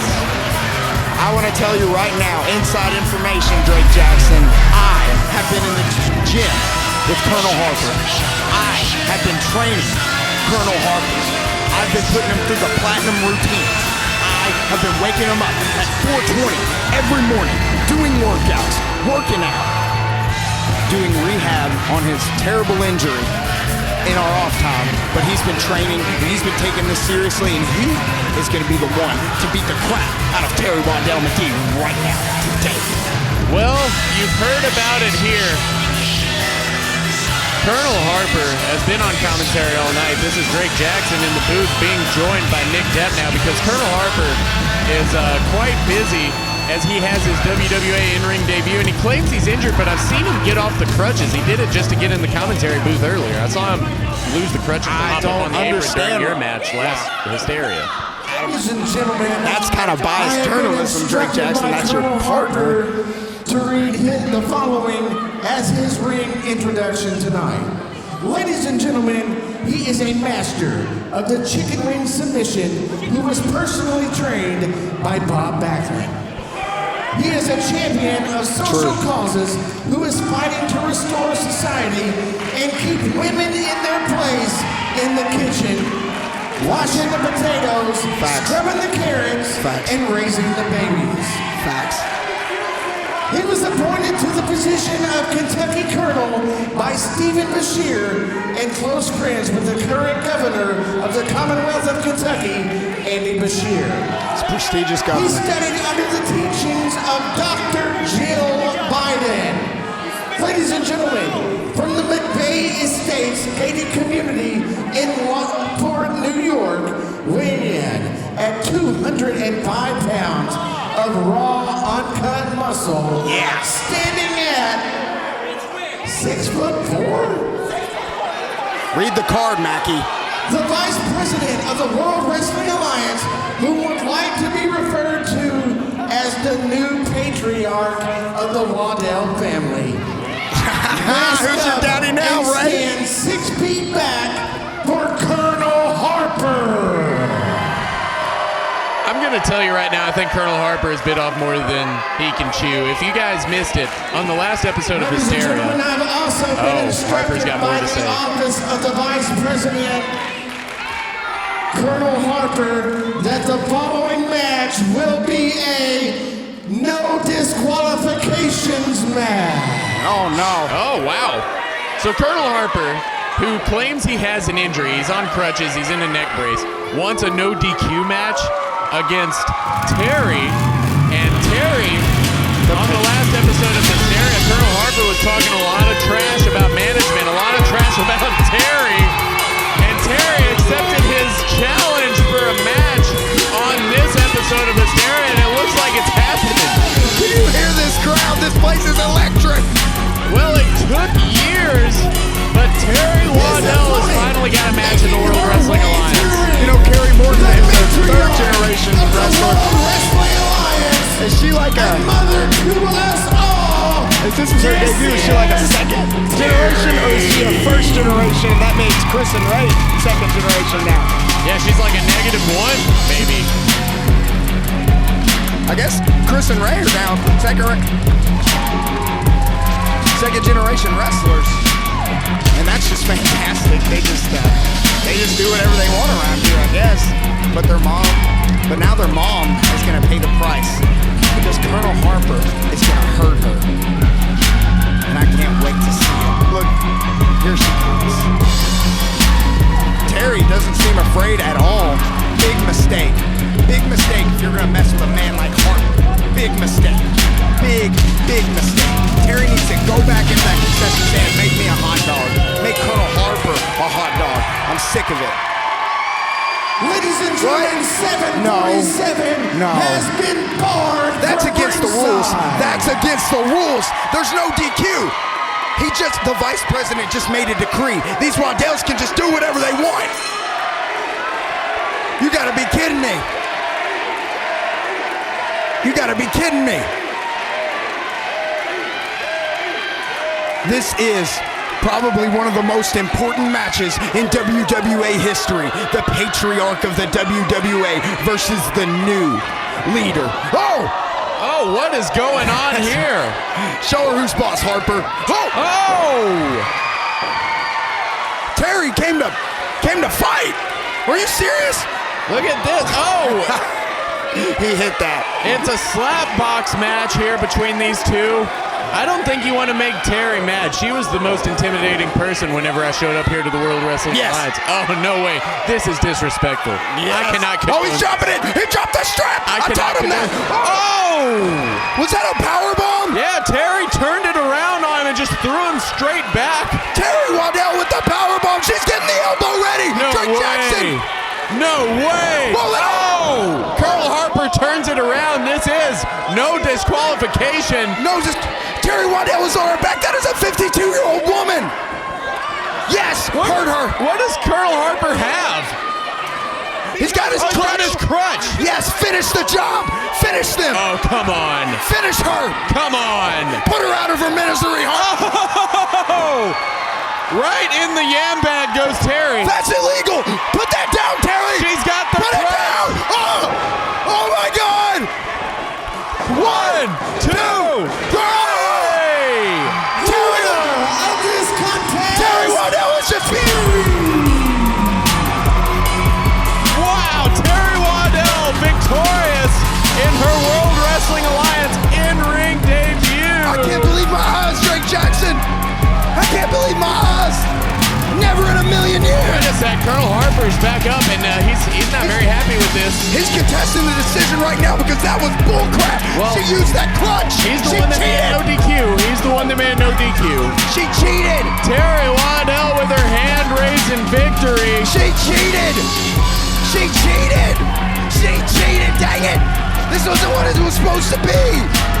Ladies and gentlemen, the action does not stop here. Well, apparently something else is going on.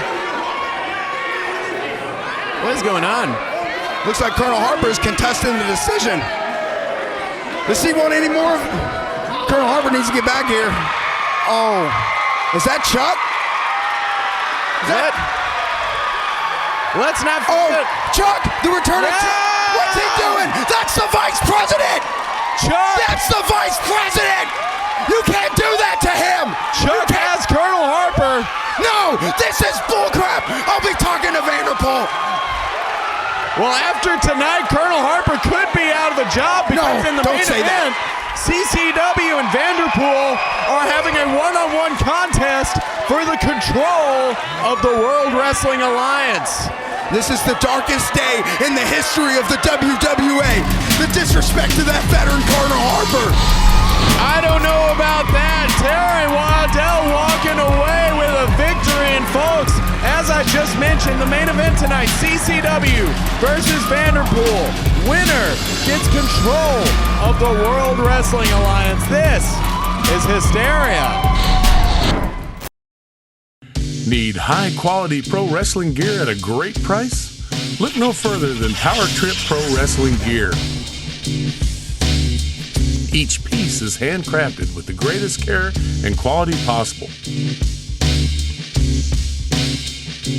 They even do a lot of gear seen on WWA Hysteria.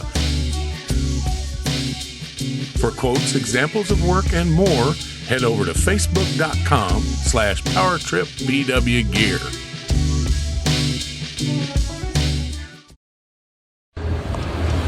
This is the hardcore icon, just incredible, and you're watching WWA Hysteria. That's not just the coolest, and that's not just the best. WWA Hysteria. Now that, my friends, is just incredible.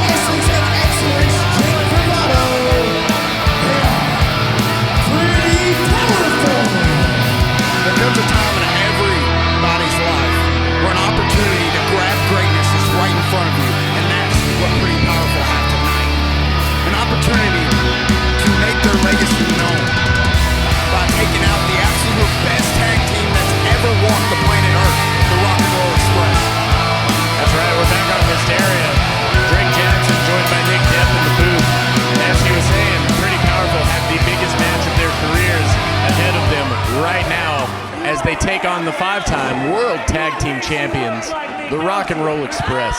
Legends not only in Evansville, Indiana, but around the globe.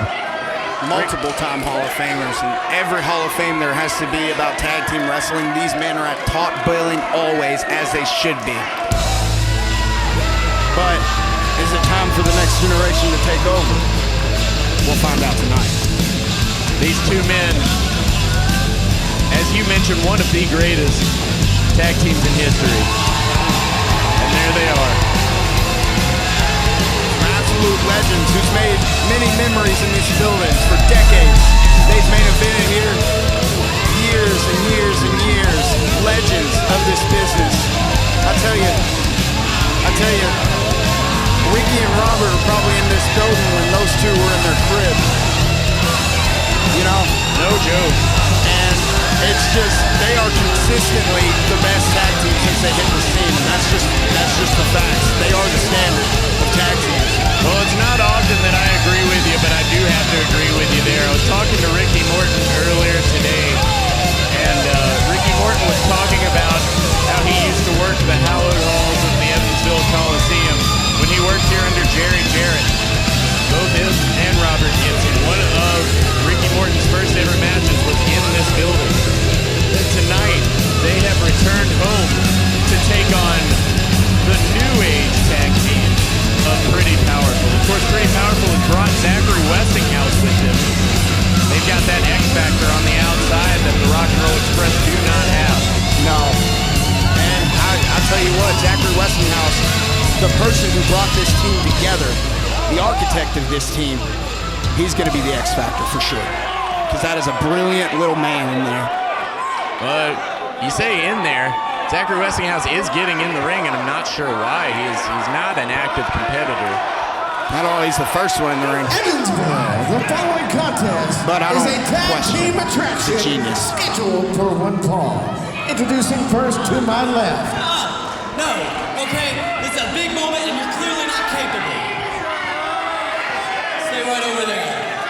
Ladies and gentlemen, I don't have to be the one to tell you that tonight is a history-making moment in the World Wrestling Alliance, because tonight you get to witness a tag team that has defied time itself.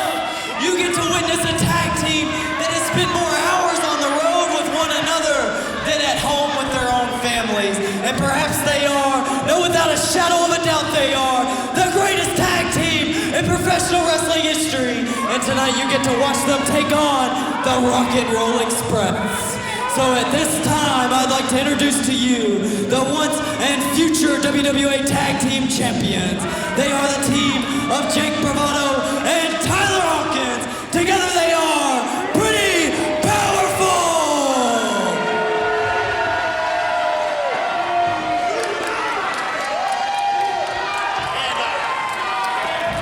Excuse me for a second, excuse me.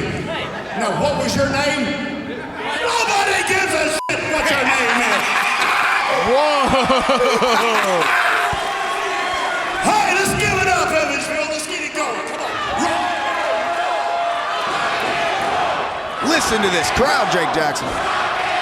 The crowd here responding positively. And their opponents, Evansville, get on your feet and make some noise for the team who used to roam the halls of the Coliseum and help build this place brick by brick. You have seen them all over the world. They are multi-time World Tag Team Champions as well as members of the 2017 class of the WWE Hall of Fame. It is my honor to present to you the greatest team in the history of professional wrestling. Ricky Morton, Robert Gibson, the Rock and Roll Express. The Rock and Roll Express here to face Pretty Powerful. Pretty Powerful have been pretty dominant. And as we mentioned on the last Hysteria, the winners of the Championship Challenge, Championship Chase, WWA Tag Team Championship Tournament, were supposed to face the Rock and Roll Express as well as become the WWA Tag Team Champions, but somehow Zachary Westinghouse has weaseled Pretty Powerful into this tag team contest, even though they lost in the first round of the tournament. Zachary Westinghouse, you know, that's just a part of the game. That's the politics of wrestling. A lot of people don't like him, but they're a part of him. And Zachary Westinghouse, if he isn't anything, he's a genius at those politics. Yeah, nobody plays the political wrestling game better than Zachary Westinghouse. I have to agree with that. Now, let me tell you something about Jake Bravado. Jake Bravado has been at home on Peacock looking at 1980s WCW all week. He's watched every single match they have had. This guy's a machine, and he is ready. He's eager to start this match against Robert Gibson. And I think Jake Bravado's talking a little too much smack whenever it comes to such a legend who could probably sneak away with a victory pretty quickly in a one-on-one contest. This looks like a hoss fight. Yeah, Jake Bravado, known for his power, known for his strikes, has never faced anyone of the caliber of two Wrestling Hall of Famers, especially such a well-oiled tag team. Well, everyone knows that Robert Gibson, he's the wrecking crew of the Rock and Roll Express. When he gets in, people start flying around. This man's got power, and so does Jake. Hell of a matchup. Well, Jake Bravado is complaining that his hair was pulled and his tights were pulled. And a lockup. Oh, wait a second. Jake Bravado went to knock Robert Gibson's head off. Robert Gibson gets out of the way and hits Tyler Hawkins on the apron. He's not going to be so pretty after that. Now, I will tell you something. You may be able to see this, but from knowing this man growing up, Tyler Hawkins heavily influenced by Ricky Morton. Look at these two. Yeah, I was trying to draw a parallel between both of them. It seems like Jake and Robert have a lot in common, and so does Ricky and Tyler. It looks like they're looking in a mirror. Tyler Hawkins, a tag team specialist in the World Wrestling Alliance as well, a member of 4 tag teams, and has won the WWA Tag Team Championships with 3 of those partners. A very successful tag team, I'd say genius. Tyler Hawkins is. He calls himself the wrestling god, and I'd have to agree with him. He really knows how to get down in that squared circle. If it were any other night, maybe things would be different, but Pretty Powerful are taking offense to No, Rock and Roll Express just walking in here and getting a match, but Jake Bravado sent into Tyler Hawkins. If you're a longtime fan of the World Wrestling Alliance, you'll know that this is the second time that the Rock and Roll Express have been on Hysteria. They are 1-0 currently and would love to add to that record tonight. It seems like it's going to go that direction with the way they keep bouncing Jake off Tyler. Well, and that's the thing. The Rock and Roll Express have been a tag team for literal decades. If any miscommunication happens in that ring, it's more than likely to happen to Pretty Powerful, as well-oiled of a tag team as they are. I think that was the Rock and Roll Express's strategy. I think that they orchestrated those events to make them go. It was diabolical, despicable, but a good veteran move. Making friends fight. It's ugly, but it's effective. Well, and they are for sure definitely the veterans of the tag team scene. Ricky Morton having somewhat of a career renaissance lately, appearing in places like GCW to face Effie and a lot of other indies. Looks like Tyler Hawkins wants Ricky Morton. He does. Look at this. Look at this match. This is what the WWA is all about. The best superstars of today taking on some of the best of all time. Tyler Hawkins versus Ricky Morton right now. Tyler Hawkins facing off with Ricky Morton in that ring, and it seems like Tyler Hawkins might be hesitant to get this thing started. You don't have to be hesitant, Tyler. Go there. Take your legacy. Take it from him. You deserve it. Take it. Tyler Hawkins and Jake Bravado both would love to get a victory here to get their name etched in stone for a tag team. Look at this.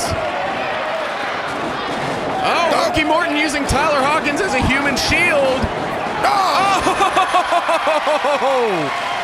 Ricky Morton just too quick, too wily for Pretty Powerful, causing another miscommunication.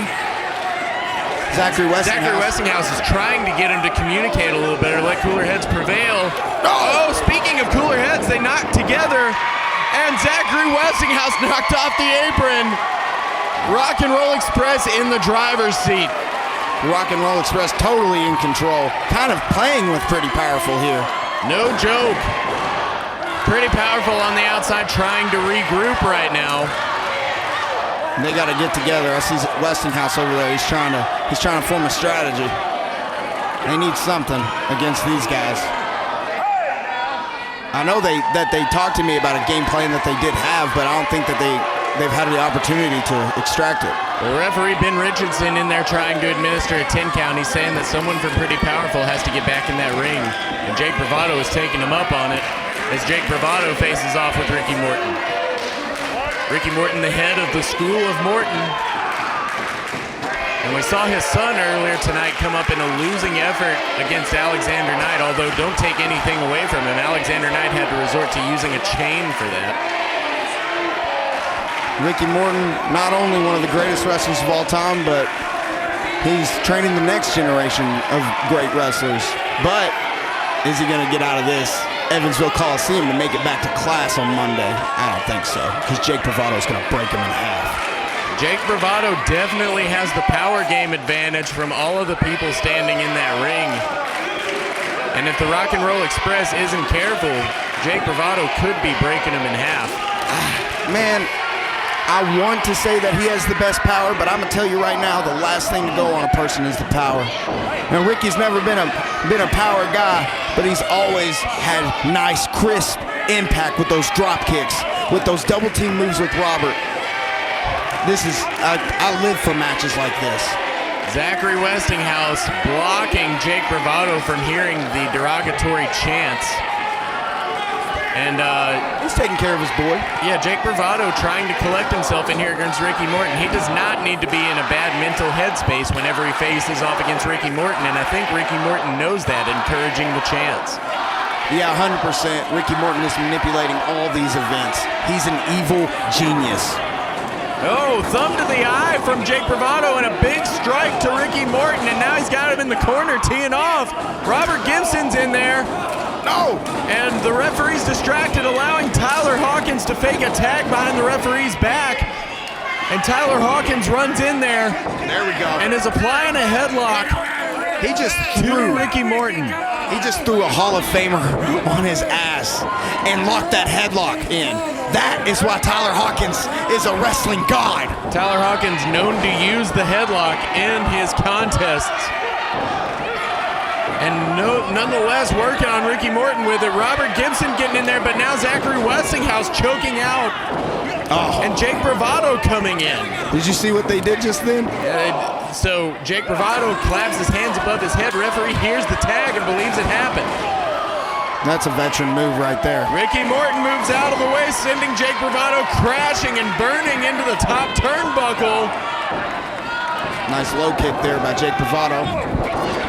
Oh, wait a second. Ricky Morton gets the tag off to Robert Gibson. Jake Bravado doesn't want a part of Robert Gibson. I wouldn't either. Here he comes. I wouldn't either. Robert Gibson using pretty powerful against each other once again. Irish whip, and the sleeper is applied by Robert Gibson. Ricky Morton throws Tyler Hawkins in the corner, preventing him from interfering. Opposite corners now from Rock and Roll Express, sending them into each other. Wait, pretty powerful, sends them into each other. Oh! Rock and Roll Express gets out of the way. Jake Bravado clearing Tyler Hawkins off his feet. A tag team specialist maneuver. Goes low. Small package. 1, 2, 3. I can't believe this. The Rock and Roll Express. Of this contest, the Rock and Roll Express. The Rock and Roll Express are 2-0 in the World Wrestling Alliance. They've beaten the former tag team champions pretty powerful. I can't believe my eyes. The Rock and Roll Express. They are truly tag team geniuses. They had them exactly where they wanted them the whole time. Jake Bravado is incensed. Zachary Westinghouse is in there trying to run interference. Tyler Hawkins getting up on the apron now. Oh my gosh. Jake Bravado is upset, slamming his hands on the ground. I would be too. This was his moment. This was his moment to etch his name in the stars, and he failed. Well, that's not all we have tonight. Coming up next, the main event, CCW versus Vanderpool. The company is on the line. Winner gets control of the WWA. This is Hysteria. Did you know that you miss over half of the WWA's exciting action by just watching online? Check out the World Wrestling Alliance when they come near you.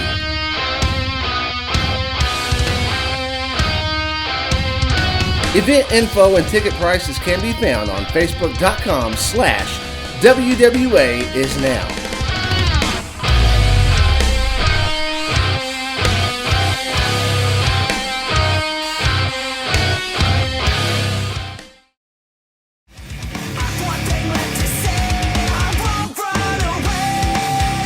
We here at the World Wrestling Alliance would like to thank Forthright for allowing us to use their song Hit the Floor as the official theme of WWA Hysteria. Check out their music on Spotify, Apple Music, YouTube, or wherever you get your music. Be sure to check them out on Facebook at facebook.com/ForthrightBand, Twitter at ForthrightMusic, and on YouTube by searching Forthright.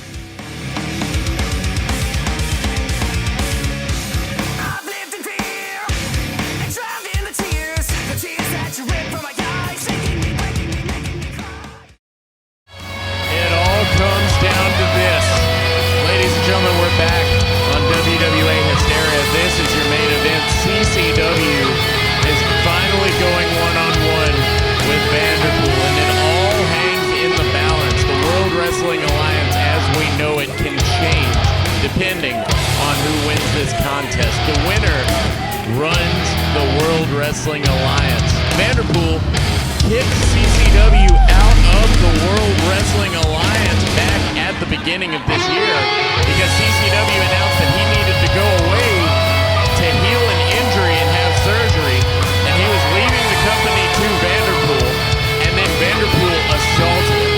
Since then, Vanderpool's reign has been overreaching, according to many fans, and myself included. He has brought so much pain, so much misery on everyone, and CCW returned at Independence Day. However, So Vanderpool has made CCW, Dakota France, and Ray Waddell all jump through many hoops to get CCW his contract back. And now that he's here, he gets a match with Vanderpool tonight, one-on-one. Winner receives the entire company. I'm Drake Jackson in the booth, joined once again by Colonel Harper. Oh, that's right, joined once again by Colonel Harper. I managed to drag myself out from the security tent. Why was Officer Chuck, why was he here in the first place? Colonel Harper earlier tonight beaten down brutally by CCW and Superstar Ray Waddell's mother, Terri Waddell.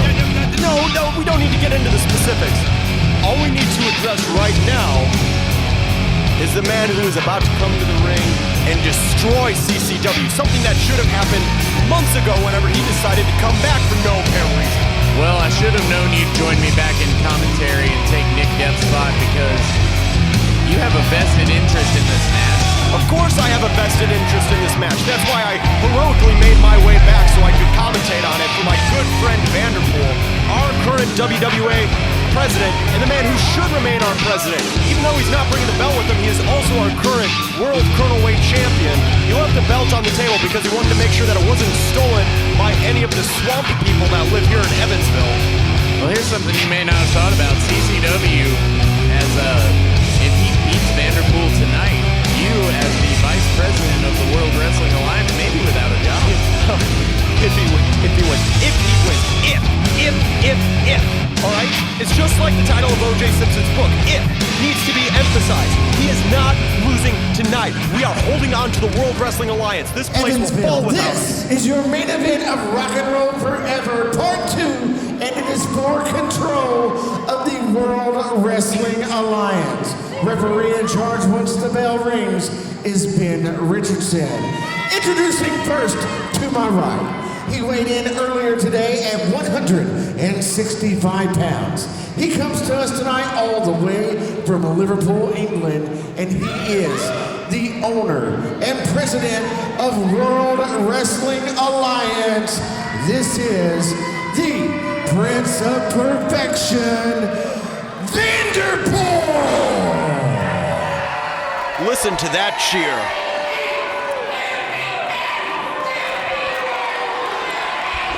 His opponent weighed in earlier this afternoon at 240 pounds. We're both feet on the scale? He fights for control of what he created. Evansville, this is the world-class kicker of ass, CCW! You know, they say you can't love your favorite wrestlers without hating others, but I think even if I wasn't invested in this match because of our president Vanderpool, I would still hate CCW. What has he done to get these fans on his side? Why do they keep cheering for him? God, you know what? I'm just going to come out and say it. If CCW wins, I might have a new color commentator on the next Hysteria, and I cannot wait. Don't even joke about that. Who can hold a candle? CCW and Vanderpool standing across from one another. This is one of the biggest matches in the history of the company, and here we go. They're locking up. God, I hope Vanderpool rips his head off.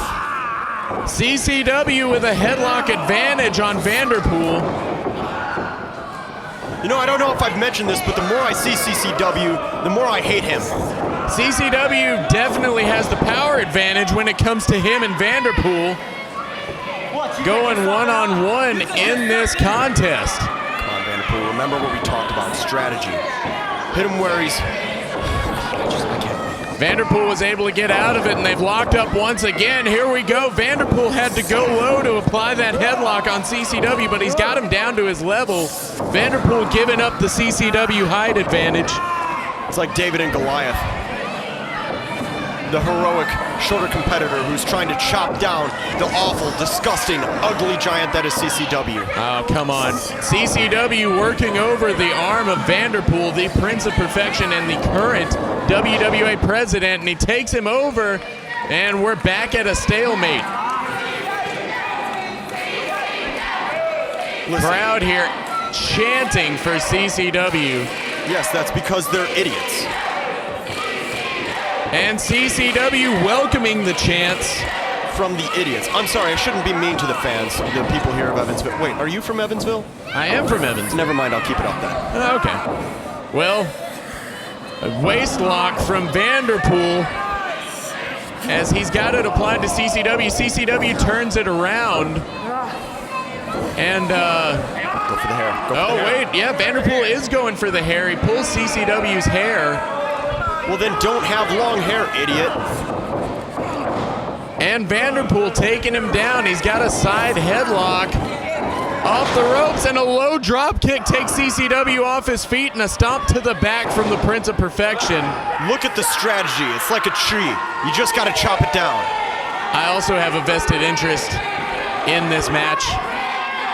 Why do you have a vested interest? Well, did you get tired of how well this company was doing? I'm going to come out and say it. I would very much like for CCW to own this company once again. Well, I would have liked your mother to own some coat hangers before you were born, but unfortunately you can't always get what you want. I want Vanderpool to come out on top of this. I can't think of... CCW was in charge of this company when it was at its lowest. We have been thriving without him. As a man who has battled CCW for control of this company in the past, that is not a beast that you want to awaken. CCW came up with this company in his youth years. He's been running this since it was in his backyard. CCW lives and breathes the WWA, and when that's on the line, he is extra determined. Extra determined. Listen to you. Think about who CCW has been for most of his career, though, using underhanded tactics. Something that he poisoned the mind of Vanderpool with whenever he first started with this company, whenever he was in the Royal 3. Is that the man that you want in charge? Oh, no! Oh, tilt-a-whirl backbreaker from the world-class kicker of ass. And look at that, CCW's feeling it. Vanderpool. Take his head off, Worse for wear. Crowd here still firmly behind CCW as they face off once again. Vanderpool can just not get ahead when it comes to this one-on-one contest. This crowd is chanting for the man who got his pants from a cheap motel curtain. Vanderpool, is very much wanting to stay in charge, but a huge slap from CCW takes down Vanderpool, and I think Vanderpool has had enough. Look at this, hard clothesline from CCW. Why is the referee not breaking this up? He's against the ropes. Bouncing Vanderpool's head off the top turnbuckle, bouncing it once again. Oh, there it is. He's not counting. Why is the referee not counting? Finally.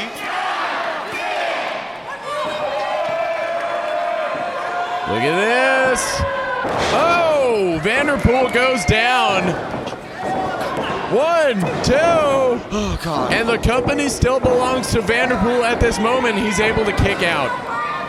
Of course he's able to kick out. He is our resilient Colonel Weight champion. This man has carried this company on his back for months, and he will continue to do so. He will lead us into the next great generation of the World Wrestling Alliance.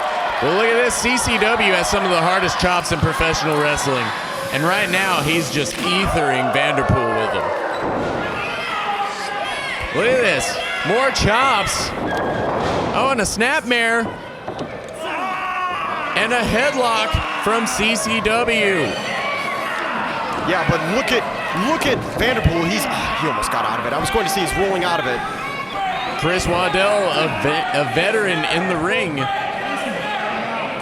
And he's showing that right now, keeping Vanderpool away from those ropes and trying to force the submission. But it looks like Vanderpool has got his arm up, and he's got CCW by the hair once again. The referee's trying to get in there. Jawbreaker from Vanderpool.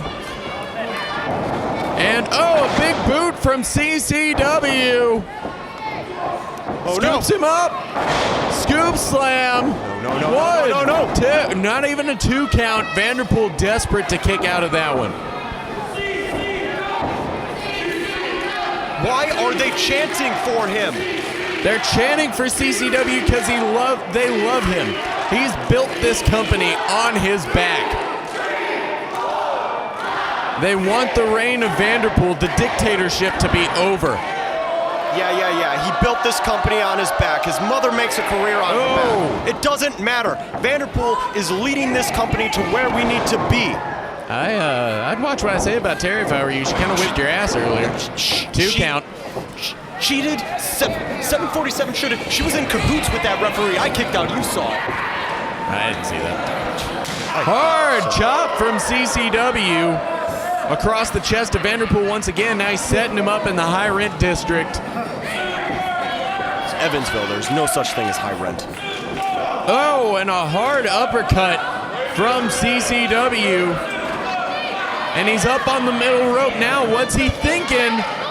Probably not much because he's CCW. Yeah, CCW's calling for something big, but Vanderpool's trying to fight out of it. Low strikes from the Prince of Perfection. Now some strikes to the face. I told him to CCW's teetering. Vanderpool knocks him off of that middle rope. Big crash and burn to CCW. What do you expect from somebody that unstable? Oh, flying knee to the face from Vanderpool. 1, 2. Kick out from the world-class kicker of ass. CCW now, still in this, desperately does not want to lose. This is his company. He is fighting for everything right now. No, let me correct you. This was his company. This company is now Vanderpool's. Have you seen our numbers? Have you seen our matches? Well, Vanderpool, despite all of that, has been doing a lot of things drawing the ire of fans and wrestlers alike. Who cares about the wrestling fans? They're idiots. The two things that bother me most in the world is that they are allowed to reproduce and they're allowed to vote. Look at this. Vanderpool going out to the ringside table. Calling for something big. High knee onto CCW. CCW using those veteran instincts to get under the ropes in case he even attempts a pin. Yeah, what That's a coward. good ring awareness. Look at that coward trying to roll away. Oh, Vanderpool is undoing the top turnbuckle. I should have seen that. It looks like he's got that wrench and he's working on the top turnbuckle, trying to dislodge it. CCW rolling back in the ring behind him. Vanderpool cannot waste this much time. Vanderpool, look out from behind you. What? The turnbuckle's exposed. Vanderpool able to expose the turnbuckle. Don't act like you didn't see that he did it. Hard right hand onto CCW. Yeah, I believe he was trying to climb to the top rope and just lost his footing, but what he didn't lose his footing on was that massive clothesline. CCW tapping out because he wants to give up. Oh no, Vanderpool's going back outside the ring for something. CCW writhing in pain, and look at this. Vanderpool's trying to undo the second turnbuckle in that corner now. Yeah, of course he is. It's called strategy. If you ever would have used any of it, you would have still been in control of this company. Strategy, my ass. He's removing the turnbuckle pads, and he's trying to gain advantage over CCW in what should be a fair-fought contest for the control of this company. It was never a fair fight to begin with because all of these hooligans in Evansville have been doing nothing but chanting for CCW and booing Vanderpool this entire time. Oh, look at this. CCW able to get his foot on that middle rope as Vanderpool tried to bash his head into the top turnbuckle. CCW cuts him off. Come on, Vanderpool, poke him in the eye. That could be what he needs. CCW lining him up. No. Vanderpool able to fight out of it, and he hit CCW right in the throat, I believe. Oh, and Vanderpool's going up. Vanderpool's going up top. I believe that back is given out on CCW, and a big axe handle. He's been working on that back this entire match, and I believe it just gave out on him on that powerbomb. That's right, CCW's back, just like CCW, giving up when it's faced with the slightest bit of adversity. Vanderpool now taunting the fans as they continue to chant for CCW. As he should. More hard right hands from Vanderpool. CCW's dazed. He's having to use that top rope to support himself. Oh, and a big clothesline sends CCW to the apron, but he's able to catch himself on the apron. He's still dazed. Oh, no! Vanderpool crashes to the outside. CCW's too quick for him. Hang on, let me... I need to get a hold of somebody really quick. A move of desperation from CCW.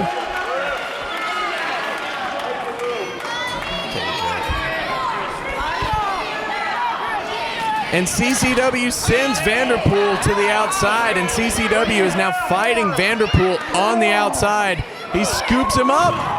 Scoop slam on the outside, echoing through the Evansville Coliseum. On the outside. Who does that? Who goes so low as to do a scoop slam on the outside? Look at this. CCW now. Hard chop. God. Ow. Probably as hard as Josh Mackey's chops. Look at this. CCW sending Vanderpool face first onto the apron.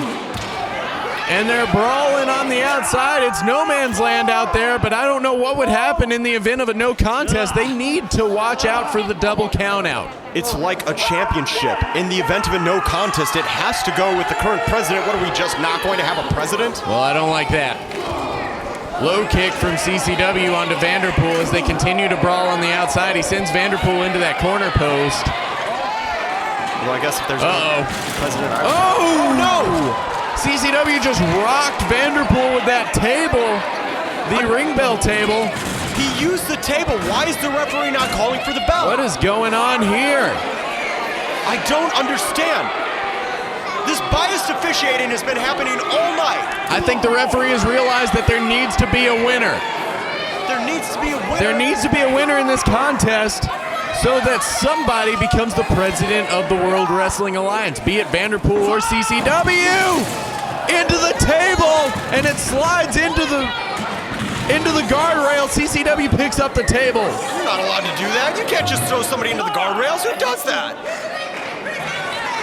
CCW has the table up, and he's grabbing Vanderpool. I just thought about this, Drake. If there is no president of the WWA, would the vice president? Nevertheless. No, shut up. I didn't. Dude, if you start running this company, I will quit. This will be my last commentary. You won't see me ever again. The fans will again. rejoice. I'll get Wrestle Bucket to replace you. CCW and Vanderpool both back in that ring now. Vanderpool trying to create some distance. Look at this. Vanderpool struggling to his feet. CCW struggling to his feet. Big boot misses. Too smart for that. Too smart for that. Rear waist lock. Ripcord goes for the knee. No. CCW catches him. No. Spine buster. 1, 2. Kick out from Vanderpool. It's okay. We planned for this. What do you mean we planned for this? We planned for this. I don't like the way that some of the best wrestlers in history. What to do against CCW? Oh my God.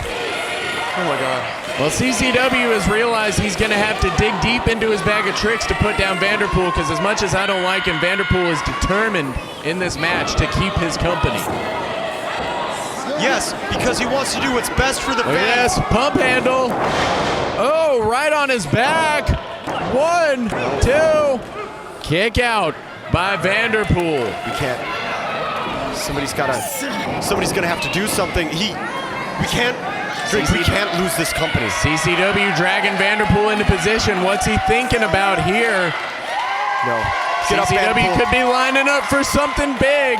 Get up, Vanderpool. We cannot lose this company. We cannot lose this company.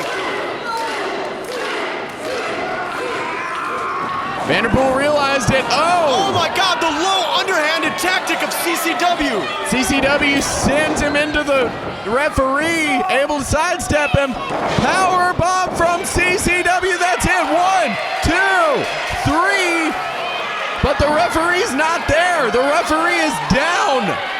No, Vanderpool knew he didn't have to kick out because he didn't hear a count. CCW had this match won. CCW is the one that took out the referee. Oh, come on, it was Vanderpool. You know what? Hey, go get him. Go on. Oh, okay, now I know what's happening. There's 747. What do you mean now you know what's happening? There's Ray. No. Yeah. No. 747 and Ray Waddell fighting. You son of a tramp! They're brawling at ringside. Oh, hard left hand from the superstar. We need backup. Referee is still down. We need backup.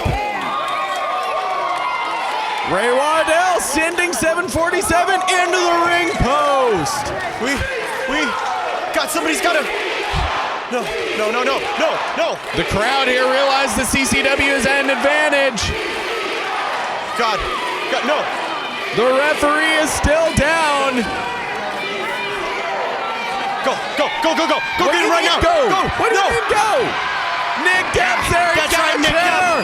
Nick Depp hits CCW with the chair. For the good of this company. Are you kidding me? We are just doing what is best for the World Wrestling Alliance. Come on. Taking CCW out and wiping him from the face of this earth.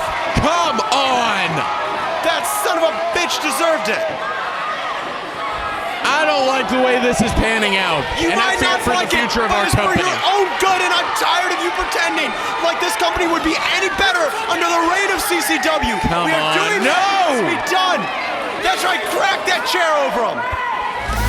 Hard chair shot. No way. No way.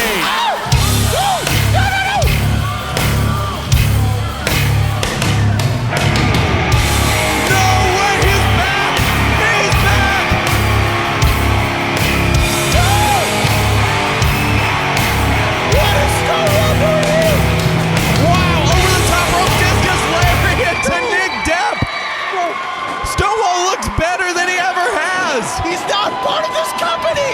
Stonewall forced into exile by the WWA President Vanderpool back in Independence Day. No. Are you kidding me? No. It didn't even faze him. No. It didn't even faze him. No. Wow, look at this. Stonewall, no! Stonewall, no! What are you doing? Baggage pile driver! No! And Stonewall has made a statement here tonight. He's back. Made a statement? Why did Officer Chuck go after him? He doesn't even work here. Now both men are down. The referee is down. What's going on? No. One. No. Two. Oh! The resiliency! Vanderpool kicks out. The resiliency of the Christ-like Vanderpool to kick out of that. Ladies and gentlemen, CCW is bleeding. Good. He is bleeding for the good of this company. There is blood and sweat in this match, much like the history of the World Wrestling Alliance. Look at this. That's right. Cut him open. Where's Vanderpool? Vanderpool with those hard strikes to CCW's head to block that power bomb. Off the ropes. Big shot to the back of the head. Shining Wizard. That's it. That's all I was gonna ask for. Two. So, no. CCW will not die. God. What a match. When everything is at stake, these two men are giving their all and then some. I don't have anybody else to send in. Low kick from Vanderpool. Pedigree, no. Code red. 1, 2, 3. Yes! CCW kicks out. No. The crowd here is electric for CCW. They want him to win this company back. Drake, we don't have anything. We don't have anybody left. Oh, look at this, Vanderpool. Vanderpool hooking both arms. He's got both arms. No. Pedigree block. Power bomb. 1, 2, 3. Your winner and new owner of World Wrestling Alliance, CCW. CCW has won the company. CCW is back. Oh, what's going on here? What's going on? What's going on? Guys, what's going on? What is this? No way!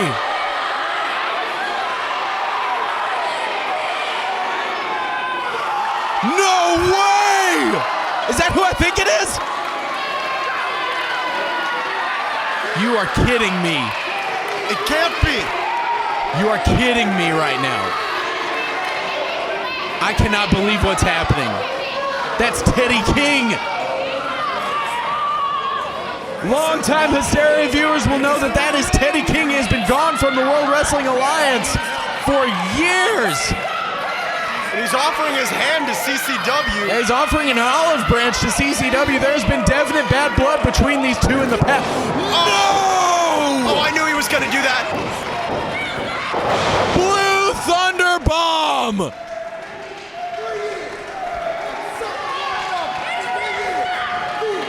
What a statement from the varsity athlete. I can't believe he's here.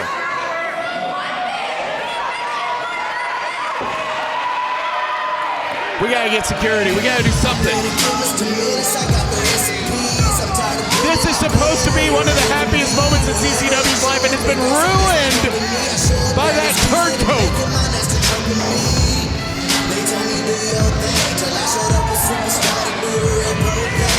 Are you kidding me? I can't believe what I'm seeing. We're gonna have to get this sorted out. We'll see you next time for Halloween Hell. For Colonel Harper, I have been Drake Jackson. Stay tuned to social media. Facebook.com/WWAISNOW. Twitter.com/WWAISNOW. For further developments, this is Hysteria.